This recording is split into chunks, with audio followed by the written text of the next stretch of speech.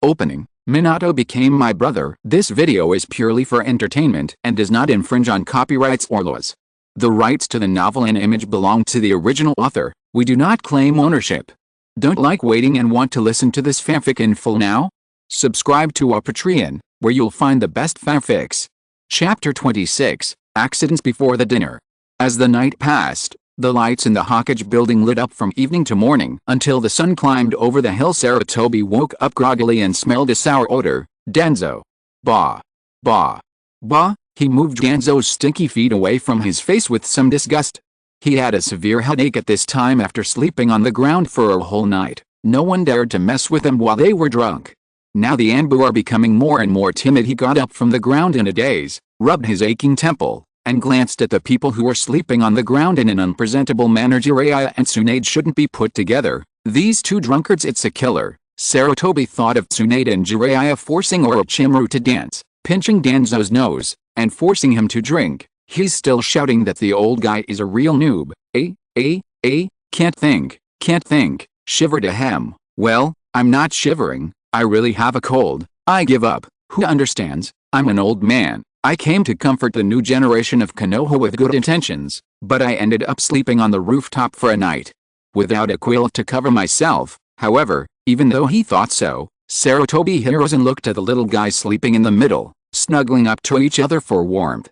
Well, they are the future of Konoha. Yule, Kushina, Hyuga Hisaha, Shizune, Namikaze Minato. There are also two children I don't know.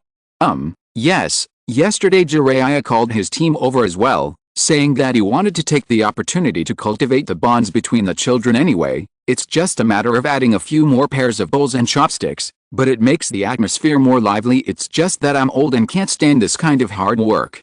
I rubbed my aching waist heroes and summoned a few Anbu and took the others back to their homes, while he went to his office to begin handling today's government affairs. Danzo's actions were still very effective. At least later on, Yule, Kushina and others had calmed down and devoted themselves to the high-intensity mission. In the following days, Yuli and the other two followed Orochimaru like machines that did not need rest. They traveled outside for a long time and carried out missions continuously.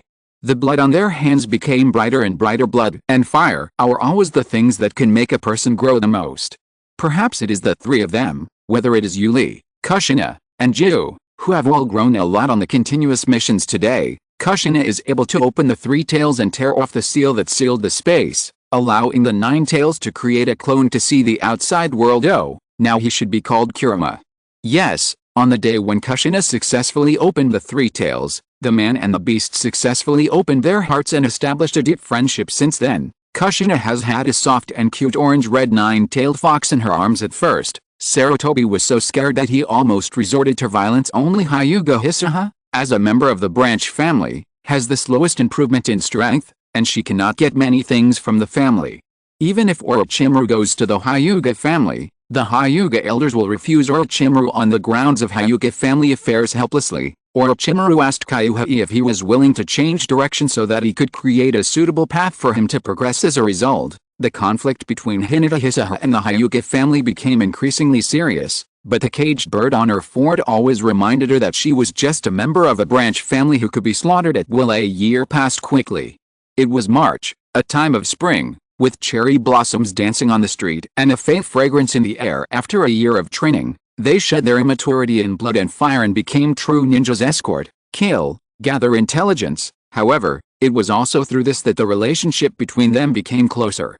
They could be considered partners who could be trusted with life and death. And Yuli also truly recognized them. Yuli's growth rate is getting faster and faster, as if there is no bottleneck. Period. Not only has his chakra reached half of Kushina's level, but his own strength has reached the level of a normal Jonin. According to the detection of the Root Research Department, there is a force in Yuli's body that is constantly strengthening Yuli's body. In this year, Yuli has never stopped training. Now, even if Kushina opens the three tails, she can only tie with him, and that's still relying on his huge amount of chakra.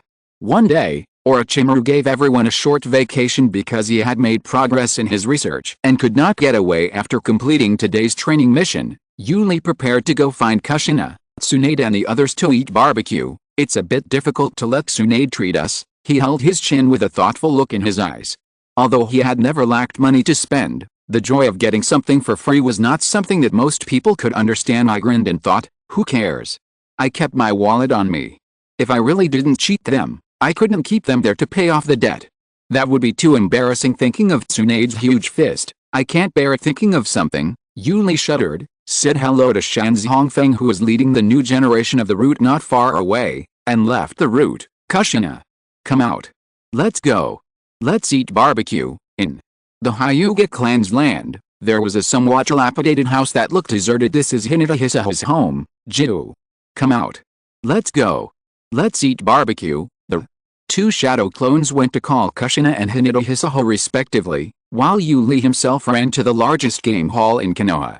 With just one glance, he determined where Tsunade was as a well-known big fat sheep in the gambling world. Losing every time she gambles is her byword. Wherever Tsunade is, it will be crowded.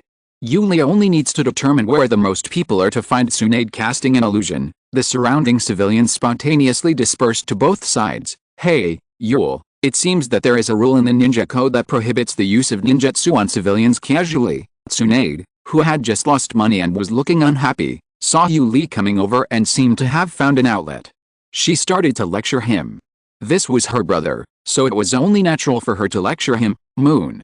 Music. Shizune was beside her with tears in her eyes. She really couldn't stop Tsunade. Lady. Tsunade has spent all this month's living expenses again. When Shizune thought about having to starve again, she felt that her life was dull. Woohoo, Lady Tsunade is such a fool. It's okay. Why don't you stay at my place? I'll provide you with enough food. Lee was stunned for a moment, then he laughed with a sly smile on his face. Until now, he still didn't like the food at the root, but because the energy contained in the nutritious meal was indeed good for his body, Yuli had to eat one meal every day. This is also the reason why Yuli likes to eat out so much. No, well, we will stay at Kushina's place for 2 days. When I think of the food Yuli brought out earlier, which was praised as having high nutritional value, rich in energy, and the best food for restoring physical strength, Shizune's originally depressed face turned pale in an instant, as if she recalled some bad memories. No, I would rather starve to death than eat. How terrible. Seeing Jingayan's big reaction, Yuli remained silent. Uncle, you see, this thing can't even handle the most picky mute. Let's not talk about this, sister, Shizune. Let's go. Stop playing, I'll take you to eat barbecue. Barbecue? Barbecue is fine. Her expression changed instantly. Little stars appeared in Shizune's eyes, and a huge force suddenly burst out from her body, and she pulled Tsunade out from the card table. Lady Tsunade, come out quickly. It's the Akimichi barbecue restaurant again. As the barbecue restaurant with the best business and the widest range in Konoha, the prices are beyond words. They are extremely expensive. However, today's dinner party didn't seem to go as smoothly as expected. I received a message from the shadow clone that no one was at Kushina's house. According to the usual time, this time shouldn't be here. This was just a small matter. The wall with a big hole in it was the reason for Yuli's worry. Kushina seems to be in trouble. Chapter 27, Cloud Ninja Steals People, Outdoor Black Party. Tsunade quickly brought Yuli and others to the scene. As the shadow clone disappeared, the situation was already very clear. Kushina was kidnapped. However, you have to know that Kushina is now able to release the three tails, so who can kidnap her? Without hesitation, Yuli instantly created a shadow clone to go to the route to look for someone, while he followed Tsunade and quickly followed the clues left by Kushina. However, Shizune and the others were driven back home by Tsunade due to their limited strength. Yuli had long known the importance of Kushina as a Jinchuriki, but the war had just ended not long ago, and a new war could break out at any time with the slightest disturbance. How dare they do that? At this time, Yuli's thoughts became consistent with Danzo's. Only a strong hand can intimidate the enemy. Fortunately, there were clues left by Kushina along the way, otherwise it would be really difficult to find the way in such a big Konoha. On the other side, Yuli had already arrived at the route. Danzo was not there at this time, and Watanabe Queen and Yamanaka Fen were busy dealing with affairs. Yuli directly called on dozens of root ninjas to go out together for a moment. He seemed murderous. How dare he mess with my young master Genbu? He really doesn't want to live anymore. Tsunade and Yuli galloped at full speed and chased for an hour. After leaving Konoha, they came to a deserted area with dense and green jungle. At this time, There was another person besides Tsunade and Yule, Minato. Minato was met by Yuli and the others on the road. When he heard that Kushina might have been abducted, he instantly became furious and insisted on following Tsunade to save Kushina. However, it seems that the current situation does not require them to intervene. The forest was in a mess, with dozens of thick trees lying on the ground in all directions, as if they had experienced a terrible storm. The ground was covered with traces of destruction, with broken branches and leaves scattered everywhere, mixed with the soil, forming a heart-wrenching scene. In the midst of this chaos, there were several corpses lying there with few intact pieces of flesh and covered in scars from the logos on their clothes. Tsunade has already recognized that these are ninjas from the Cloud Village. At this moment, Kushina's whole body was covered in the burning Nine Tails chakra, and 3 huge tails stretched out from her back, swaying wildly like a ball of raging flames. Her face was distorted by anger, as if it was burning in rage. And her eyes were flashing with flames like burning stars. She was mercilessly engaging in a thrilling and fierce battle with the ninjas of the Cloud Village. At this moment, both Kushina and the Cloud Ninja noticed the arrival of Tsunade and others. Kushina's face instantly blossomed into a brilliant smile, as beautiful as a flower blooming in spring. Her originally tense expression also relaxed at this moment, and her eyes sparkled with excitement and joy. However, in stark contrast, the faces of the Cloud Ninjas were as gloomy and dark as the sky after a storm. Their expressions were full of astonishment and fear, as if they had not expected such a thing to happen. It would have been fine if the other party came to help at this time, but it turned out to be Tsunade, one of the 3 ninjas. Some people opened their mouths wide, staring blankly at the scene in front of them. Some people frowned, lost in thought, and others cursed under their breath, feeling angry and helpless about this sudden change. The atmosphere of the whole scene was tense and solemn. The Cloud Ninjas were secretly wondering what had happened and why the situation had suddenly reversed. Damn it. Who on earth was the one who got the information? They didn't even find out that the 9 Tails Jinchuriki could activate the 3 tails. Damn it. Retreat. Haha. Very good. You guys are really nice. Leave one and kill the rest. Tsunade also had anger on her face. These Cloud Ninjas actually dared to come to Konoha to snatch Kushina openly. This was intolerable. At this moment, the setting sun is as red as blood, dyeing half the sky. The afterglow falls on the earth, as if covering the whole world with a layer of scarlet gauze. In the distance, the sounds of insects rise and fall, interweaving into a melodious symphony. The sun and the moon shone brightly, the sky and the earth were in chaos, and the light in the woods gradually dimmed, as if shrouded by a mysterious veil. Minato stood in this quiet forest, with an uncontrollable anger surging in his heart. He tightly grasped the kunai in his hand. His skin turned pale and veins bulged from using too much force. He felt a cold touch coming from the kunai, as if only this could make him calm down a little. In an instant, a light breeze blew by, and Yuli only felt a sharp gust of wind passing by. He looked up in astonishment, and saw a flash of cold light passing through the air, and then disappeared without a trace in an instant. Then, a crisp sound of metal collision rang out. Clang. The sound was deafening and echoed throughout the forest. Sparks flew, reflecting Minato's deep blue eyes, which flashed with a hint of murderous intent. His hands tightly grasped the kunai, and although they were shaking slightly due to excessive force, his eyes were firm and looked directly at the Cloud Ninja standing in the front. The Cloud Ninja was obviously no ordinary person. Holding a ninja sword, he steadily blocked Minato's attack. The contest between the two was like a thrilling duel, and every confrontation was filled with endless danger and murderous intent. Looking at Minato in front of him, a hint of anger and jealousy flashed in the eyes of the Cloud Ninja. Damn it. Why do geniuses in Konoha village always emerge in large numbers like mushrooms after rain? But there are few such outstanding talents in Kumagakure. How great it would be if these gifted ninjas all belonged to their Cloud Ninja village. At this moment, Tsunade suddenly moved. All the chakra in her body suddenly burst out, like a surging torrent of powerful strength.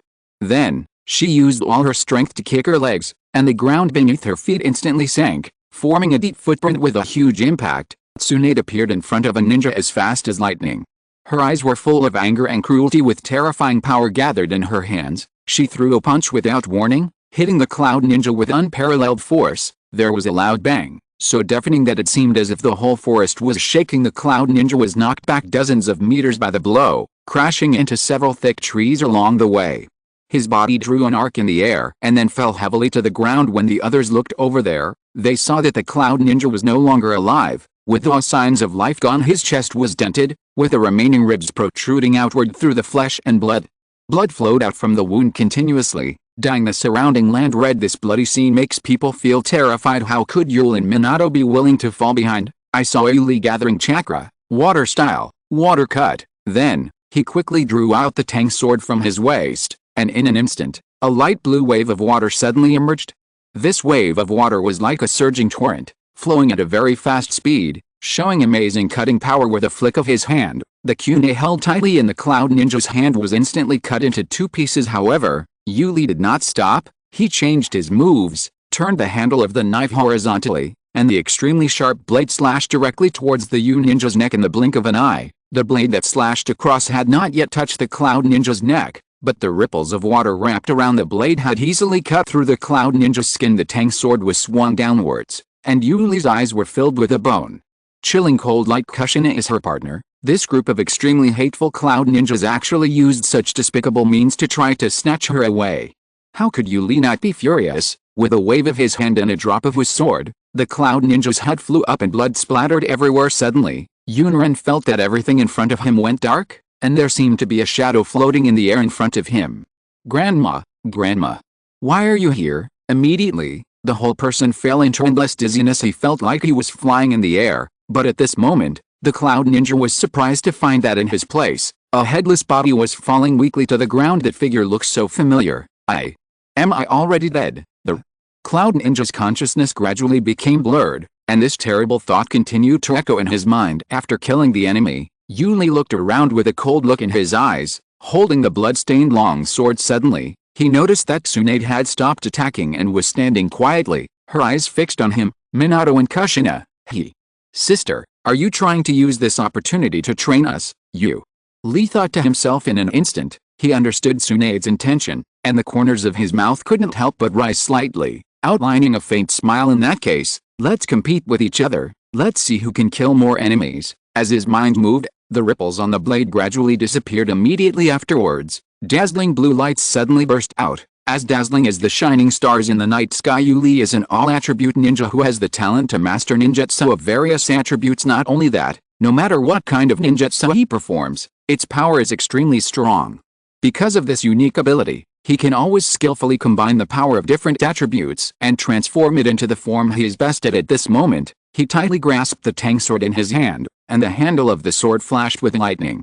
After taking a deep breath, his whole body was instantly covered by a layer of blue-white light, as if he had transformed into Little Light Man, emitting endless power. This stunning blow will be as fast as lightning. At the same time, on the other side, Minato was moving as fast as lightning, his figure frequently appearing behind the fleeing Cloud Ninjas. He held a sharp kunai in his hand and spun it rapidly, making a sharp sound of breaking through the air. The next moment, the kunai stabbed towards the enemy's heart like a poisonous snake spitting out its tongue. At this moment, Minato showed everyone his extraordinary qualities. It seems that he is more in line with the professional characteristics of ninja than Yuli. He possesses swift and high-speed agility, a determination to kill with one strike, and extremely sharp reaction abilities. Likewise, behind these advantages is his high attack, low defense, and low health. Simply put, it's a crispy. The Cloud Ninja had already fallen into an extremely tense state. When he sensed Minato's strong killing intent, his whole body immediately burst into dazzling blue lightning, like countless birds screaming in unison, noisy and chaotic.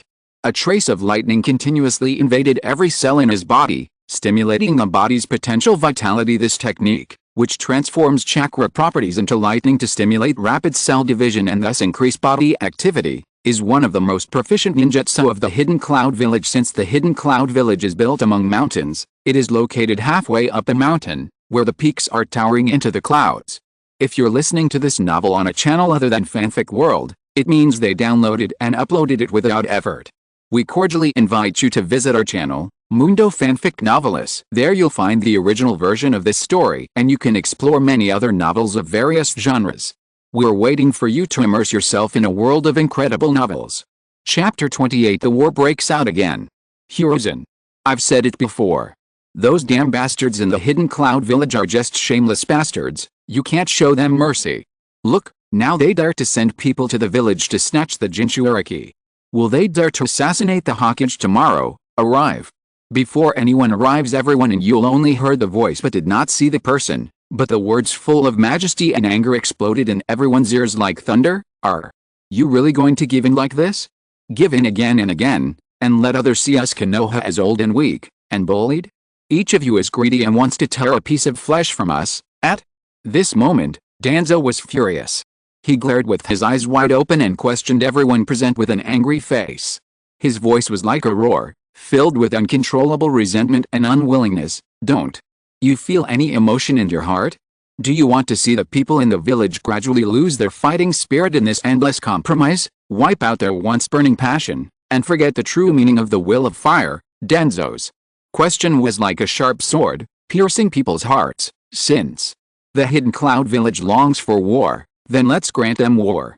Since they dare to provoke Konoha, then let the entire ninja world know clearly, Konoha is not an existence that they can easily provoke. Following this passionate and generous declaration, everyone turned their heads to look in the direction where the voice came from. Sarutobi Hiruzen was seen slowly approaching with the Konoha elders, the heads of the major families, as well as Orochimaru, Jiraiya and other powerful men. Their steps were heavy and their expressions were serious. This time, the Hidden Cloud Village really touched Konoha's taboo, and bottom line at this moment, everyone's eyes were burning with rage, as if they wanted to burn the whole world to ashes. The impact of this incident was too great.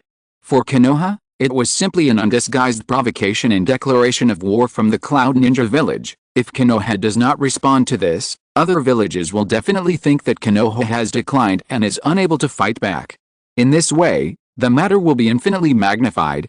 This matter, Sarutobi Hiruzen took a deep breath, trying to calm the waves in his heart, but his voice was still a little hoarse at this moment. Danzo suddenly reached out and grasped Sarutobi's hand tightly. The anger on his face disappeared without a trace in an instant, and was replaced by a dead calm. Although his expression was calm, his slightly trembling hands betrayed his true emotions. He was trying his best to restrain himself. Hiruzen, have you forgotten how your teacher died? Danzo's deep voice exploded in the air like thunder, instantly plunging the entire place into dead silence. Yes, how did their beloved teacher, the great second Hokage, Senju Tobirama, leave this world? Wasn't it because of the despicable sneak attack by those hateful guys from the Hidden Cloud Village? The damn Kinkaku and Jinkaku took advantage of the two villages signing a peace agreement and actually used the Six-Paths Noble Phantasm to attack and kill the teacher. In the end, the teacher died heroically to protect his students. These words were like a torch, instantly igniting the flames of anger in the hearts of everyone present. The Raikage must give a satisfactory explanation for this matter. That's right. Hiruzen, you can't let them go so easily, everyone echoed, and their indignant voices resounded throughout the forest, startling countless birds. Teacher, Kushina is the only trust that Miro-sama entrusted to us. The Hidden Cloud Village is so bold, are you just going to watch it? The crowd became increasingly agitated, with angry voices rising one after another. Declare war on the Hidden Cloud Village. Make them pay with blood. At this moment, a sudden voice came from the crowd. However, this voice did not receive any response. The people present were all clan leaders or high-level leaders of Konoha. They had their own thoughts. Even though they were extremely angry about this matter, they all knew that war could not be started easily. Everyone turned their eyes to the person who was speaking, Yuli. He scratched his head in embarrassment and muttered to himself, don't you guys have this idea? The scene fell into dead silence. After a while, Yuli finally couldn't help but speak again. We definitely can't just let this go. Grandpa Hiruzen. Before Yuli could finish his words, he was interrupted by Sarutobi. Sarutobi patted Yule's head and said softly, Yule, don't make trouble here. Then he turned his head and looked at Kushina, who was leisurely eating the snacks brought by Minato, and a trace of pity flashed in his eyes at this moment. Hiruzen also felt a headache. He knew the whole matter very well and he had to go to the Hidden Cloud Village to seek an explanation, but when he thought of war, he couldn't help but frown. Not to mention the huge material investment needed to launch a war. The destruction and damage brought by the war itself was an unbearable burden. However, if the Hidden Cloud Village really takes a tough stance, perhaps the ninja world will need to witness Konoha's skill once again. Thinking of this, Sarutobi looked around. The Uchiha clan, the Hyuga clan, the Ino Shikacho clan, the Inuzuka clan, the Gekau clan, oh, and I missed the Oil Girl clan. Now the three ninjas have grown up and are capable of shouldering great responsibilities, and there are also the White Fang of Konoha who is feared by the enemies like Hatake Shushige. Well, this battle might be worth a try as long as we can make quick decisions and end the battle before that old fox Anoki does anything. Maybe this can actually work. After some careful consideration, Sarutobi looked around at the people around him. I'm sure you all know what a jinchuriki means to the village. The bandits in the Hidden Cloud village have always liked to do sneaky things. This time they even dared to lay their hands on our jinchuriki of Konoha village. They are simply tired of living. I will definitely go to the wreckage to seek an explanation for this matter, but if the Hidden Cloud village refuses to accept our offer, we will have to drink a forfeit. Having said this, Sarutobi Hiruzen suddenly straightened his body, his spine straight, and his originally generous and kind expression disappeared without a trace in an instant. Immediately afterwards, a terrifying aura gushed out from his body, sweeping over like a surging ocean wave. His extremely sharp eyes swept over each person who followed him in turn. At this moment, he seemed to have turned back into the ninjutsu doctor who galloped on the battlefield and made the enemies fearful. Sarutobi Hiruzen, I will let them know that Konoha will never be a place they can bully. Grandpa Hokage is awesome. Konoha cannot be insulted. War, you. Lee, seeing that she failed to liven up the atmosphere, Yuli's face turned slightly red, revealing a hint of embarrassment. He subconsciously hooked his fingers gently on the tang sword at his waist, making a slight sound of metal friction. Well, I just wanted to try to liven up the atmosphere. Lee laughed dryly twice, trying to explain his behavior just now. However, for a moment, he couldn't find the right words to continue the topic, and the scene fell into a brief silence. However, everyone's eyes changed subtly at this moment. They were not disgusted by Yuli's words. Their initial consideration was only about the loss and cruelty of war. However, if war was really necessary, they would never back down. Konoha is everyone's home, and it needs everyone's protection. There was a determination and courage in their eyes. As ninjas, they were accustomed to facing various challenges and crises. They were never afraid of war. They had no fear of death either. At this time, the Nara clan leader was the first to break the silence. He stood up straight and expressed his loyalty to the Hokage. Hokage, please rest assured. As long as you have any needs, our three tribes will always be your strongest backing. The statement made by the Nara clan leader was like a flame that quickly ignited the emotions of everyone present. Since the formation of the alliance, the Aino, Deer, and Jo clans have been following the Senju clan since the Warring States period. Later, they jointly established the Konoha village and have been following the pace of successive Hokage in the years that followed. It can be said that this support is not only due to traditional and historical reasons, but also a politically correct choice. No matter what decision the Hokage makes, all they need to do is to execute it without hesitation and play their own role in it, check for deficiencies and fill in the gaps to ensure the smooth completion of the mission. Immediately afterwards, the head of the Uchiha clan, Uchiha Michiko, also stood up and expressed his willingness to contribute the power of the Uchiha clan to the village. In recent years, high-level officials such as Sarutobi Hiruzen and Shimura Danzo, who have inherited the governing philosophy of the second Hokage, Senju Tobirama, and even further developed and strengthened it, have implemented increasingly severe policies of suppression against the Uchiha clan. In this context, members of the Uchiha clan became increasingly dissatisfied. We were all the creators of Konoha, so why had your Sarutobi, Shimura and other small clans developed to such an extent, while we, the Uchiha clan, were being suppressed? But even so, Uchiha Michiko became more and more eager to integrate into the village, and naturally he had to speak out again and prove his loyalty to the village with practical actions. Uchiha Michiko hoped to mediate the conflict between the clan and the village. There are already quite a few radical factions in the clan now. If there is no outlet to vent their anger, the consequences will be, Uchiha Michiko can't believe it.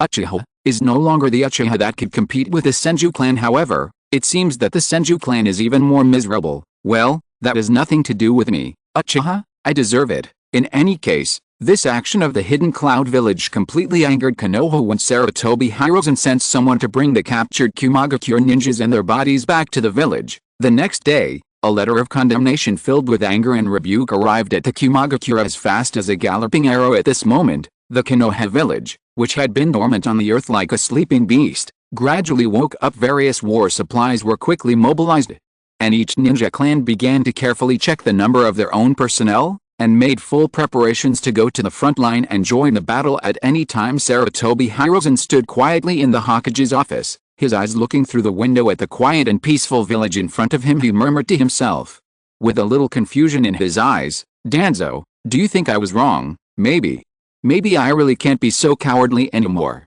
Konoha, The place we love so much must defend its land and people with strong and powerful means. He took a deep puff of the tobacco, letting the thick smoke fill his nostrils and feeling the strong stimulation brought by the nicotine. Then he narrowed his eyes slightly, as if to hide the turmoil in his heart. However, when he opened his eyes again, there was a gleam of determination that he had never seen before in them. Well, let them see it for themselves. I will use my actions to tell my children that the peace of the village can only be achieved through hard work by themselves. Sarutobi. Hirozen's voice was low and firm.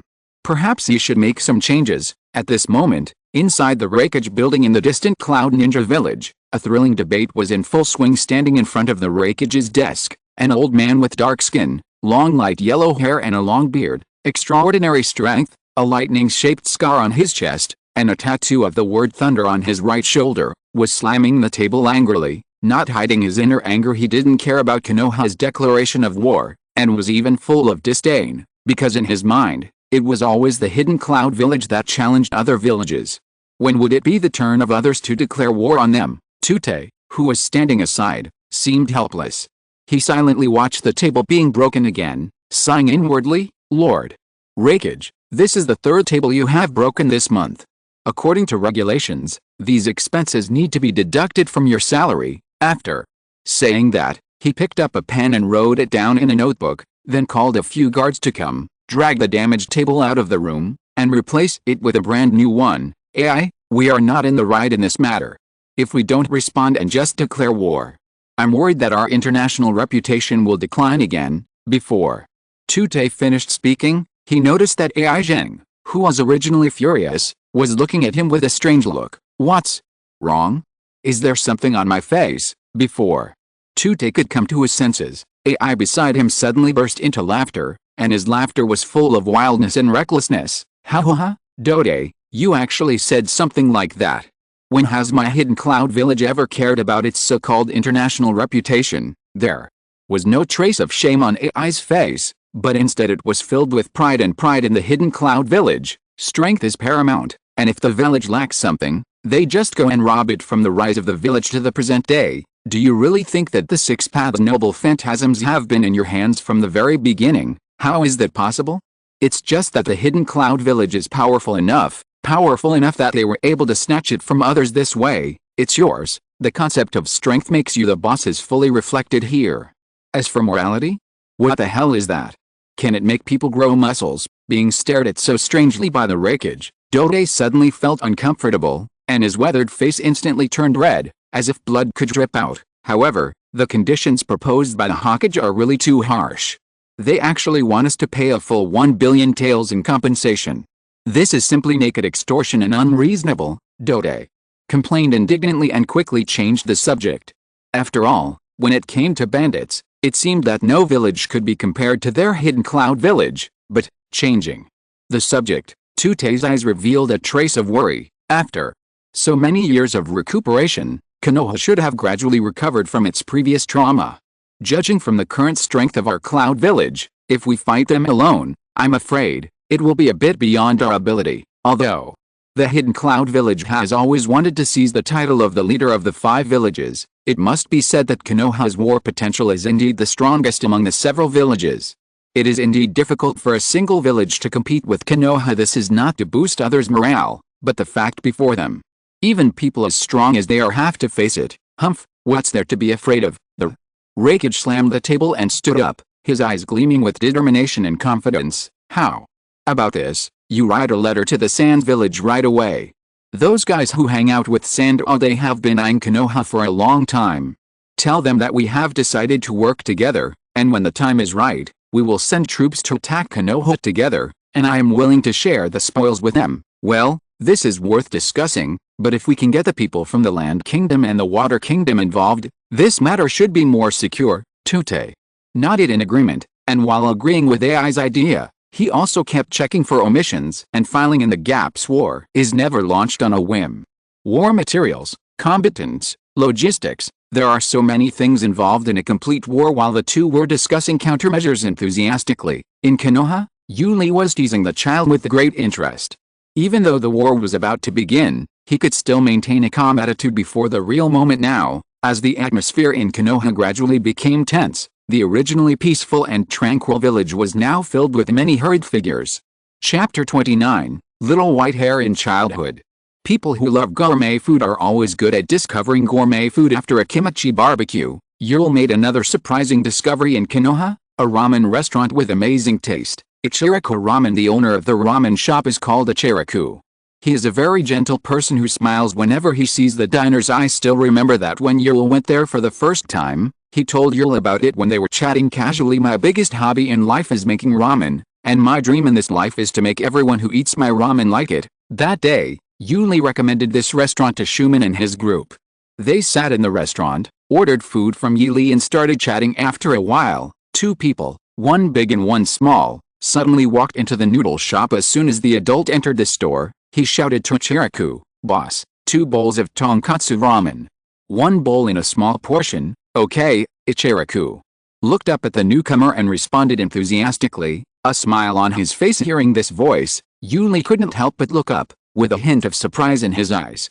Only then did he realize that the person who came was Senior Shuameo. Long before Hatake Tsukumo entered the ramen restaurant, Yule felt a strong aura approaching, but this was Konoha, so Yule didn't pay much attention to it, and he wasn't too familiar with Hatake Tsukumo. "Tsukumo-senpai, you are coming to eat too?" At this time, Hatake Tsukumo was in his middle age, and there was always a gentle smile on his square face. After entering the store, when he saw Yule and others who were also there, he couldn't help but show joy on his face. He responded to Yule and greeted them. "Ah, Tsukyle, Kushina, Minato, and Kaiwa, you're all here too. Good afternoon." Yule had just greeted Hatake Tsukumo, but in a flash, his eyes were attracted by the child following behind Tsukumo. Behind Senior Shumeo, there was a child with iconic white hair and clear and bright eyes hiding. At this time, he showed half of his head and looked at Yule and the others. Yule looked at the child and said jokingly, "Could this be Senior Shuomao's child?" Although it was a question, his tone was very firm. Several people were already approaching, and Hatake Tsukumo also heard Yule's voice, and a smile flashed in his eyes. "Yes, my child, Hatake Kakashi. Come, Kakashi, say hello to all the brothers and sisters." Young Kakashi was very well behaved and cute, with big round eyes and a chubby little face with a rosy complexion. He was as lovable as a porcelain doll. When Kushina saw Kakashi, she couldn't help but feel happy. She walked to Kakashi, squatted down, stretched out her fingers and gently pinched Kakashi's soft and elastic little face. "Kakashi." Kushina called Kakashi's name with a big smile on her face. However, Kakashi seemed a little shy. He tried to hide behind Tsukumo, but failed to escape Kushina's clutches.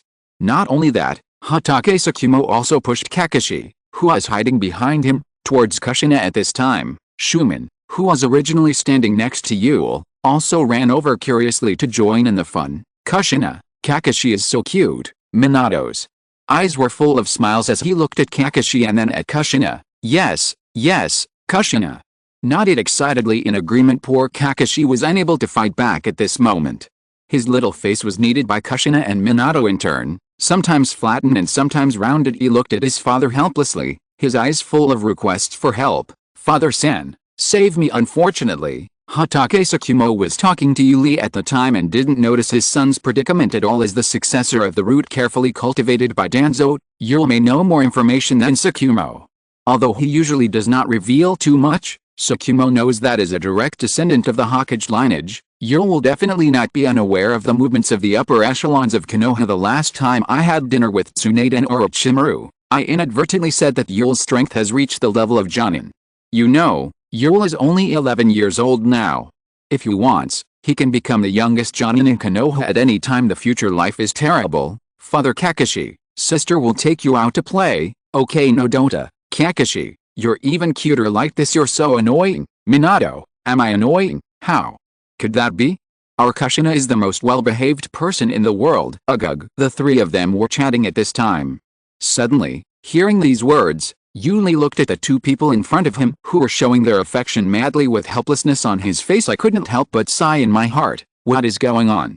When did these two people get together? At this moment, Kakashi had a look of despair on his face, as if he had suffered 10,000 points of critical damage. He really didn't want to see the couple in front of him again for a moment. Minato held Kushina's little hand tightly, and the affectionate looks in their eyes almost sparked love. Oh, heaven.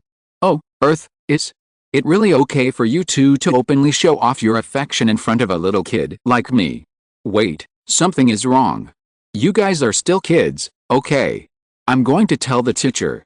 Someone here is in a premature love relationship. Stop paying attention to that side. Yule, in your opinion, will the village go to war with the Hidden Cloud Village this time? I don't know when the topic on the other side suddenly became serious as Hatake Tsukumo finished his words. Kushina and Minato, who were originally teasing Kakashi, paused and gave up teasing little Kakashi. Standing up, Kushina gently picked up Kakashi and carefully placed him on the chair next to Hatake Tsukumo.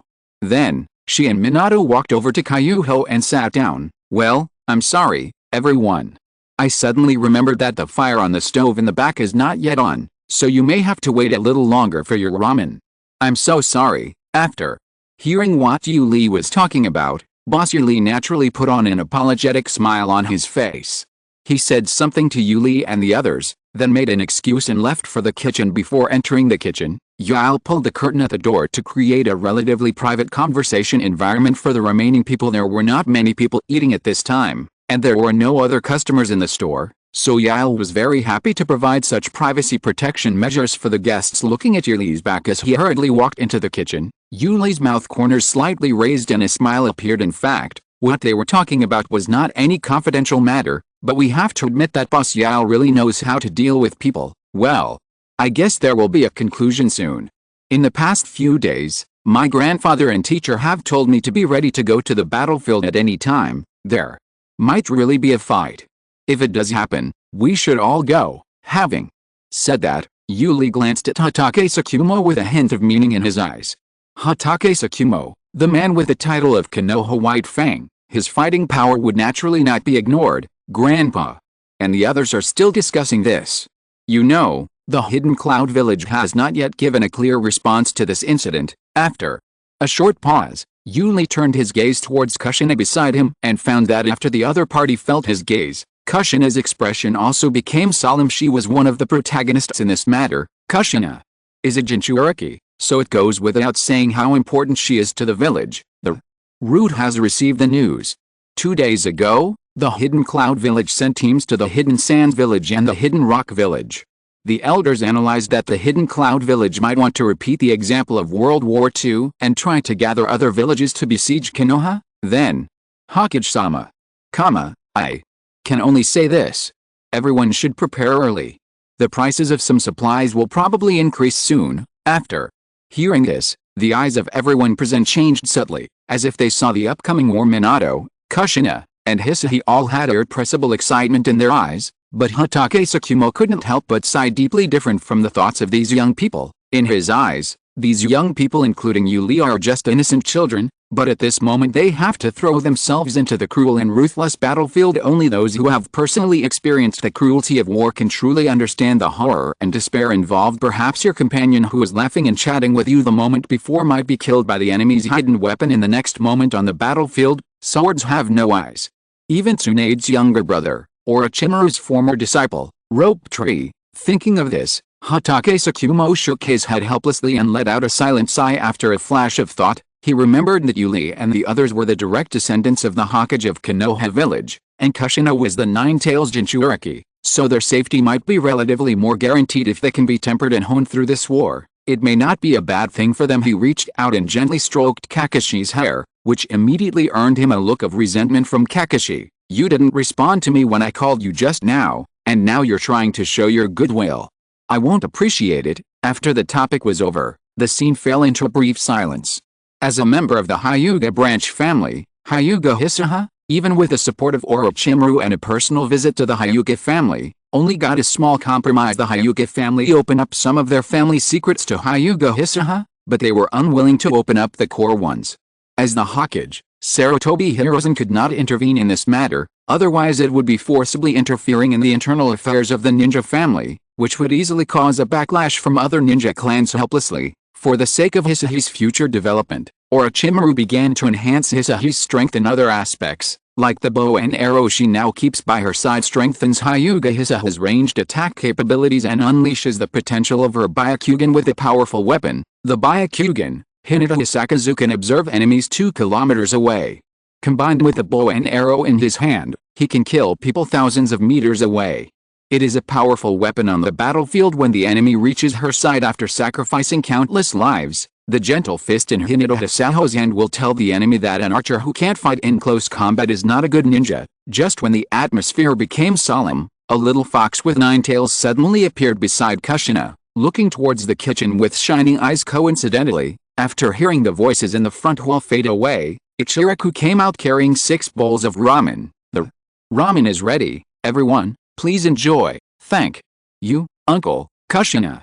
I want to eat this. Kirama's eyes were shining brightly, as if little stars were coming out of them.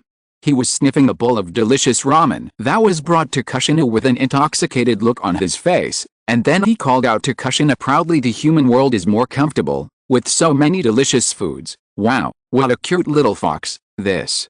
This is the 9-tailed fox, in stark contrast to the friendly smiles that Kakashi and Ichiraku showed when they looked at Kirama. After seeing Kirama, Hatake Tsukumo's body shook violently and became tense in an instant. His hand subconsciously touched his waist, ready to draw his sword at any time, and stared at Kirama with vigilance. Tsukumo-senpai, please rest assured, Kirama is very well behaved. And now Kirama is just in the form of a clone, and will not cause any damage to the village. You. Lee next to him also explained to Hatake Tsukumo, he didn't want to cause unnecessary misunderstandings. I have already reported the matter of releasing Kirama from the seal to Grandpa Hokage, and I only did it with his approval, so there is no need to be nervous. Tsukumo-senpai, hearing this, Tsukumo relaxed a little, but still looked a little nervous. He coughed lightly, trying to ease the slightly awkward atmosphere. Boss, could you please make me another extra large bowl of char sui ramen? For this Kuroka, I'll treat him. Ichiraku didn't care who was eating. After hearing Hatake Tsukumo's order, he immediately responded with a smile. Okay, wait a moment, it will be ready soon. Although his physical condition was much better than before, Tsukumo still couldn't completely relax. At this time, Kirama said in a slightly mocking tone, haha, you are such a fool. Don't think that a bowl of ramen can make me treat you better. With your small body, if my real body was here, I don't know how many guys like you I could swallow in one breath. Jiu. Lama glanced at Tsukumo, who had a nervous look on his face, his eyes full of contempt and disdain. You know, if it hadn't become a lot kinder now, definitely not because of that little brat Kushina, it wouldn't even bother to look at this bearded, stinky man. Kirama. I'm sorry, Tsukumo-senpai. Kirama, thanks. Tsukumo-senpai quickly. Humph. I don't want it. Haha, haha, it's okay, it's okay, I was just too sensitive just now. Tsukumo scratched his head and smiled awkwardly, trying to lighten the mood. Then, in front of everyone's surprised gaze, he stood up and escorted Kakashi out from in front of Kirama with a smile on his face. Come, Kirama, let you touch the face of Kakashi, Kushina's favorite. Hearing this, Kakashi's body suddenly stiffened, his face full of disbelief.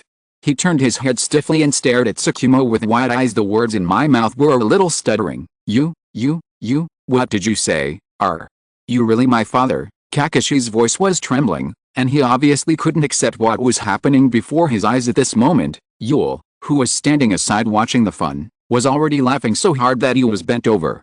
Even Minato, who had been trying hard not to laugh out loud, finally couldn't help it. For a moment, the entire Ichiraku ramen restaurant was filled with laughter. Tsukumo laughed dryly, trying to break the deadlock. He quickly put the pork chop in his bowl into Kakashi's bowl, with a flattering look on his face. Son, don't be angry. This pork chop is for you. Kakashi, however, did not react at all. He just sat there with a dead look on his face, as if he had lost all interest and ability to respond to everything around him. You'll seem to see the dark clouds above Kakashi's head. Teacher, our Kakashi seems to be broken. Sitting there motionless, Kakashi was indifferent to the pork chops covering the surface of the bowl. Seeing this, Hatake Tsukumo, who was standing beside him, mistakenly thought that Kakashi was still sulking and throwing a tantrum, and was secretly wondering how to comfort the little guy. At this moment, a gentle voice came. Tsukumo-senpai, Hatake. Tsukumo turned his head and responded, What's wrong, Ju? However, Ju's next words were like sharp knives that stabbed into his chest. Kakashi, It seems like you haven't grown many teeth yet. Can you really chew a pork chop? Although the tone of these words was gentle, the amount of information contained in them was enough to shock Hatake Tsukumo. He opened his eyes wide, with a look of disbelief on his face. The next moment, he immediately realized what a serious mistake he had made, clasped his hands together, and quickly apologized to Kakashi. What a mess. Oh, I'm sorry, son. Chapter 30, The Angry Wreckage. Just as everyone was gearing up and preparing for the upcoming war, suddenly, a letter of peace talks from the hidden cloud village was delivered to the desk of the Konoha Hokage's office at a speed like an arrow piercing the clouds, catching Sarutobi Hiruzen and others who were already preparing for war off guard. Damn it.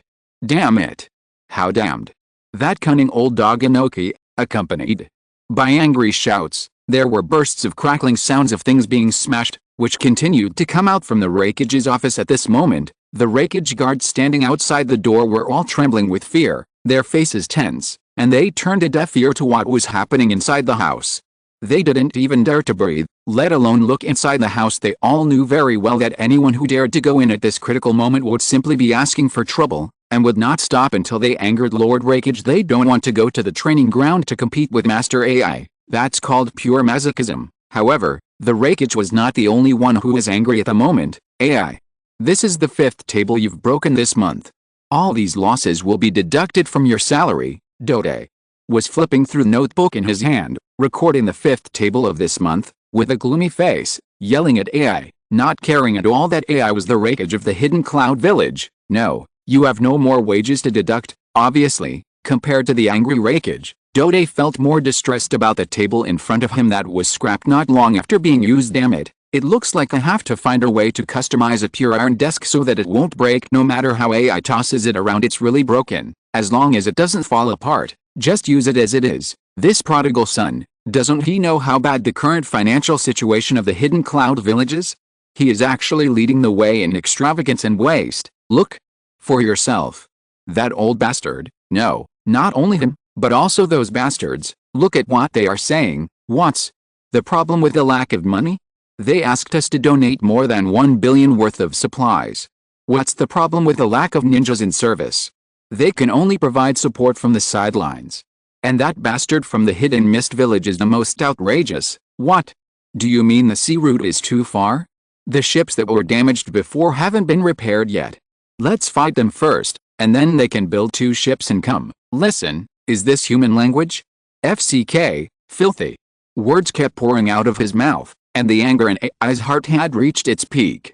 At this moment, he wished he could fly over immediately and slap those people hard, giving them his dad's favorite slaps on the face. It would be a real bummer. These guys are just sitting there, waiting for us to take the first step and then reap the rewards. Do you really think I'm just a muscle without a brain? And you want to take advantage of me? Humph, don't you even look at your own weight?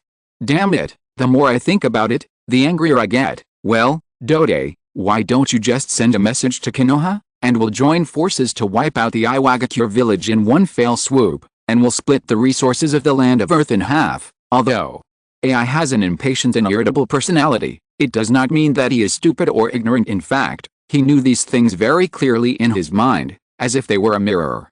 At this critical moment, whoever provokes a war first will be in great trouble. Therefore, even though he cursed harshly, Tute knew that this was just AI venting his anger because he knew a fight would not happen. Putting aside the fact that there has long been a deep-seated grudge between the hidden cloud village and the hidden Iwagakure village, it is difficult to predict whether the hidden Iwagakure village would take the opportunity to attack if they're really attacked. Judging from Konoha's current strength alone, once a war breaks out, their own village would probably not be able to withstand it. They are all bullies.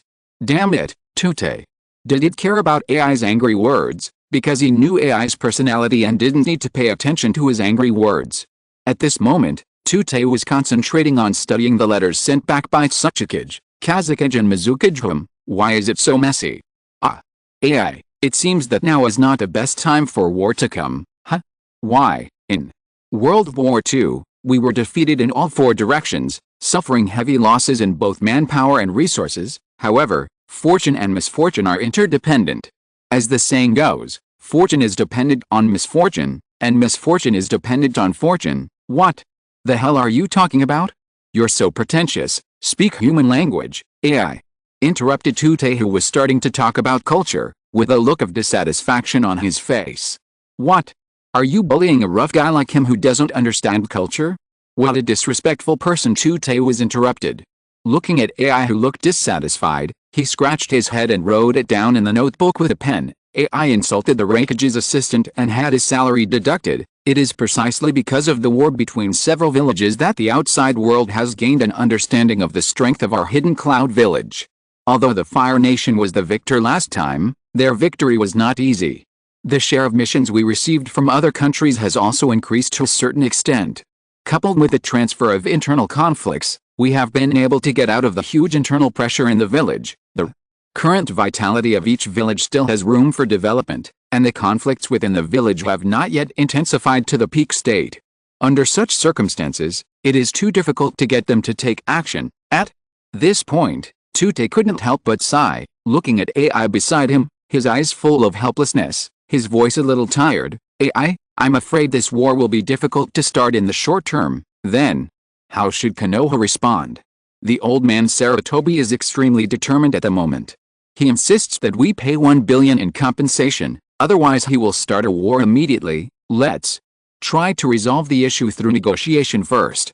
After 2 years, when the manpower in the village gradually grows, we can take back everything we have lost.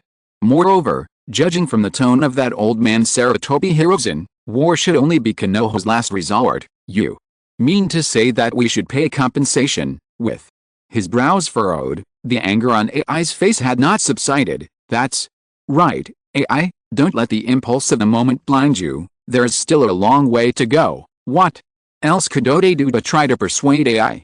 He was the assistant of the Raikage of the Hidden Cloud Village and also AI's partner, so he naturally couldn't bear to see AI make such a mistake. With a sigh, AI, after all, we are still not strong enough. Boom, pat boom, the table in front of him, which was already a little shaky and barely holding up, finally couldn't bear AI's weight and fell to the ground with a loud bang, turning into a pile of broken wood chips and debris. Alice, now there is no way for me to use the name of the desk that the Raikage once used to sell it downstairs to those merchants who specifically go to the Hidden Cloud Village for money. I don't know why they like this thing, special for the Raikage, joke, and many more. Tute looked at the debris on the ground in front of him, which could no longer be called a table, with a look of distress on his face. Then, a light bulb went off in my head, although it cannot be used as a disc exclusively for the Raikage. You can collect these broken pieces of wood and make them into table legs, tabletops or other wooden tea sets that the Raikage once used. If we further develop and polish it, will the Raikage be able to ensure safety? Hey, this way you can save a lot of money. His mind was constantly working, and his pen was constantly writing and drawing on the notebook. At this moment, Tute no longer cared about what AI said. He was a rough man who didn't care about the accounts. Hey Tui. He secretly made a wishful calculation in his mind, thinking that these materials could be used to buy a large number of kune, straw puppets and other training equipment for the children in the village, and suddenly he felt very happy. Chapter 31 Arrival at the Land of Hot Springs. Since both sides wanted to have peace talks, the peace talks went very smoothly. Konoha sent the powerful Orochimaru and the wise Narashikakayo as representatives. The Hidden Cloud Village was led by Dode, AI's son Zioai and his brotherly partner, Killer Bee, who possessed the power of the Eight Tails. After negotiations, the two sides finally decided to set the venue for the peace talks in the neutral country of Tang at the border between the two countries. After all Konoha needs is a clear attitude from the Hidden Cloud Village. The reputation of a great country must not be violated. The next morning, the sun was shining brightly and the atmosphere in the Hokage building was solemn and serious. Orochimaru led his team members to the Hokage's office to gather and report on time. Standing side by side with him was the head of the Nara clan, Narashikakayo. Today, Sarutobi Hirozen was dressed formally, wearing a Hokage hat and a divine robe that symbolized power and majesty. With a solemn and dignified expression, next to him stood the elders of Konoha village, including Midakato En, Utane Kahuru, and even the somewhat retired Akimichi Torikase was among them. The one closest to Sarutobi Hirozen was Shimura Danzo, who assisted the Hokage in handling affairs. This is the treatment that Danzo Shimura deserves, and it is also the status that the Hokage's assistant deserves. Orochimaru, you can be tougher in this peace talk. If the Hidden Cloud Village cannot give sufficient compensation, then we will fight. Yes? Then let's fight. I've received news that the other 3 countries have no intention of interfering with the actions of the Hidden Cloud Village. That is to say, even if a fight breaks out, as long as we are fast enough, we can still cut a piece of meat off the Hidden Cloud Village, so don't worry. Just do as I say, I will go directly, the effect will definitely be better. As Danzo spoke, he looked at Sarutobi Hiruzen with eyes full of resentment. However, Sarutobi Hiruzen turned a blind eye to this, as if he didn't notice Danzo's gaze at all. He knew very well that if Danzo was really allowed to carry out this mission, it would be equivalent to Konoha directly telling the entire ninja world, yes, we want to fight, we want to negotiate with you, but forget about it, and this will also mean that Konoha will take the initiative to start this war. After all, everyone knows that Danzo is a staunch radical. If he can fight, then he won't talk nonsense. Konoha is not afraid of trouble. Humph, Sarutobi Hiruzen thought to himself, if I let you go, wouldn't that be telling others that we in Konoha want to start a war? Although you are not afraid of anything, the reputation and image that Konoha has maintained for such a long time cannot be taken away voluntarily. Many times, those idiots fall for it. If you really take the initiative to take it away, how can you, Danzo, get back Konoha's lost share of the tasks? Ignoring Danzo, Sarutobi Hiruzen turned to Yule, who was standing behind Orochimaru, and said, Yule, this time you guys are going to the land of hot springs with Orochimaru. Remember to watch more and learn more, but also talk less. Don't learn your grandfather's ways, understand, okay, Grandpa Hiruzen? Yule nodded obediently, indicating that she had understood what her grandfather meant. A glimmer of interest flashed across Orochimaru's eyes, and he chuckled, haha, quite interesting. In that case, I'll make this trip. Well, we'll set off soon. You'll be fully responsible for this operation, and Lu Jing will be there to assist you. No matter what the final result is, the village will fully support you. Sarutobi Hiruzen patted Orochimaru's shoulder gently, his tone very firm. The corner of Orochimaru's mouth twitched slightly, but in the end he didn't say anything. He couldn't help but think that since when, the teacher had rarely shown such a tough attitude. So, what is the reason? Obviously, before, perhaps as time went by, or perhaps his physical fitness was no longer at its peak, the teacher slowly lost his heroic spirit. But why? Is it because the situation in the village is becoming more and more urgent? Or is it because of the existence of certain people? The teacher gradually regained his former charm and picked up the courage and decisiveness to deal with things. Orochimaru was thinking quietly. Deep in his heart he had already had deeper considerations and plans for this mission and future plans with his teacher's promise to him. He no longer thought about these things carefully. After all, maintaining stability in the rear was his greatest reliance when he went to negotiate. If the village is not afraid of war, the worst outcome would be triggering the Third World War in the ninja world. Moreover, maybe this is not the worst case scenario. He has never been afraid of war. Not long after, Orochimaru and his companions arrived at the gate of Konoha village. After submitting their leave the village certificate, he led the negotiation team out of the village. According to the time agreed upon with the Hidden Cloud Village, there are still 5 days left, so Orochimaru and others don't need to rush. He walked and stopped along the way, occasionally stopping to guide the training of those traveling with him. He moved forward slowly and finally arrived at the Kingdom of Hot Spring on the 3rd day. The hot springs in the country of Hot Springs are famous for their mineral-rich waters, which are said to have many magical effects, soothing the body and mind, and curing diseases. When Orochimaru and his companions stepped into the capital of this country, they immediately felt a peaceful and harmonious atmosphere. There are green trees on both sides of the road, an open stream gurgling not far away, the people are smiling, the children are happy. Walking in the Kingdom of Hot Springs at this moment, Yuli and his companions really feel like they are in a paradise. They had just arrived at the capital of Hot Spring Country.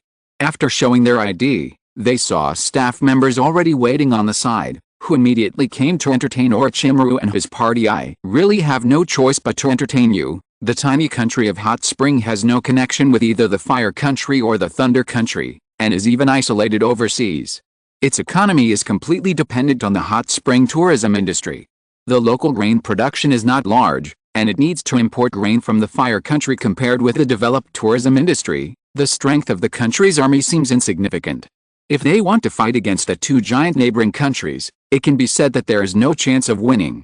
A few teams of senior ninjas from these 2 big guys are enough to teach them a lesson. The Jonin of the 5 major ninja villages and the Jonin of these small ninja villages are not at the same level of power. Under such circumstances, The government of Tang Kingdom was extremely cautious and did not dare to be negligent in the slightest. Moreover, the fact that the two big countries chose to hold peace talks here is also a good thing for the Kingdom of Soup. Being able to become a place for peace talks between the two countries will more or less enhance the popularity of the Kingdom of Hot Springs on the international stage. Therefore, no matter from which angle, the government of Tang Country must not and dare not treat this matter lightly, and must not even dare to have the slightest negligence. My lords, we have booked the best hot spring hotel in the area for you.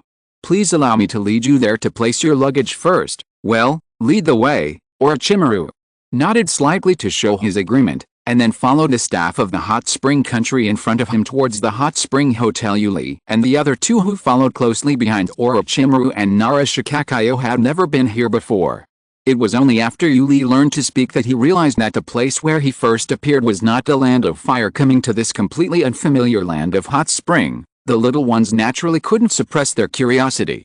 They kept looking around, enjoying the unique customs and scenery before them. Teacher, I heard that the hot springs in Yonokuni are very famous. The staff leading the way also looked proud after hearing Yuli's words. Yes, sir, our hot spring industry in the country of Soup is the best in the entire ninja world.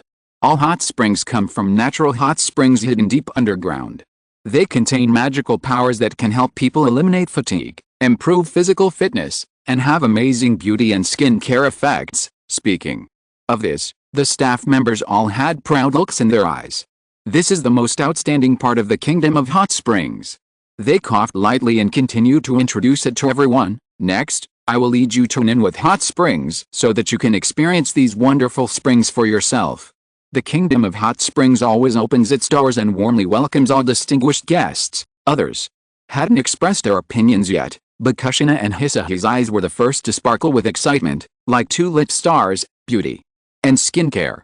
These four words are deeply engraved in their minds like a spell and cannot be erased. Not only the two of them, even Yuli showed great interest at this moment. For him, being able to eliminate fatigue is undoubtedly an extremely attractive point. Although his body has special abilities that can continuously convert energy into improvements in his own strength, and daily persistent exercise can accelerate his growth. However, no matter how hard you try, even if the physical fatigue can be recovered, the mental state will always follow you and cannot be dissipated. Therefore, Yuli had to take out a day every few days to rest and relax in order to relieve physical and mental fatigue, including physical fatigue as well as mental stress. When he heard the uncle in front of him describe it this way, he naturally felt envious. If it really has the effect of relieving fatigue, then you can try taking a bath in the hot spring when you return to Konoha.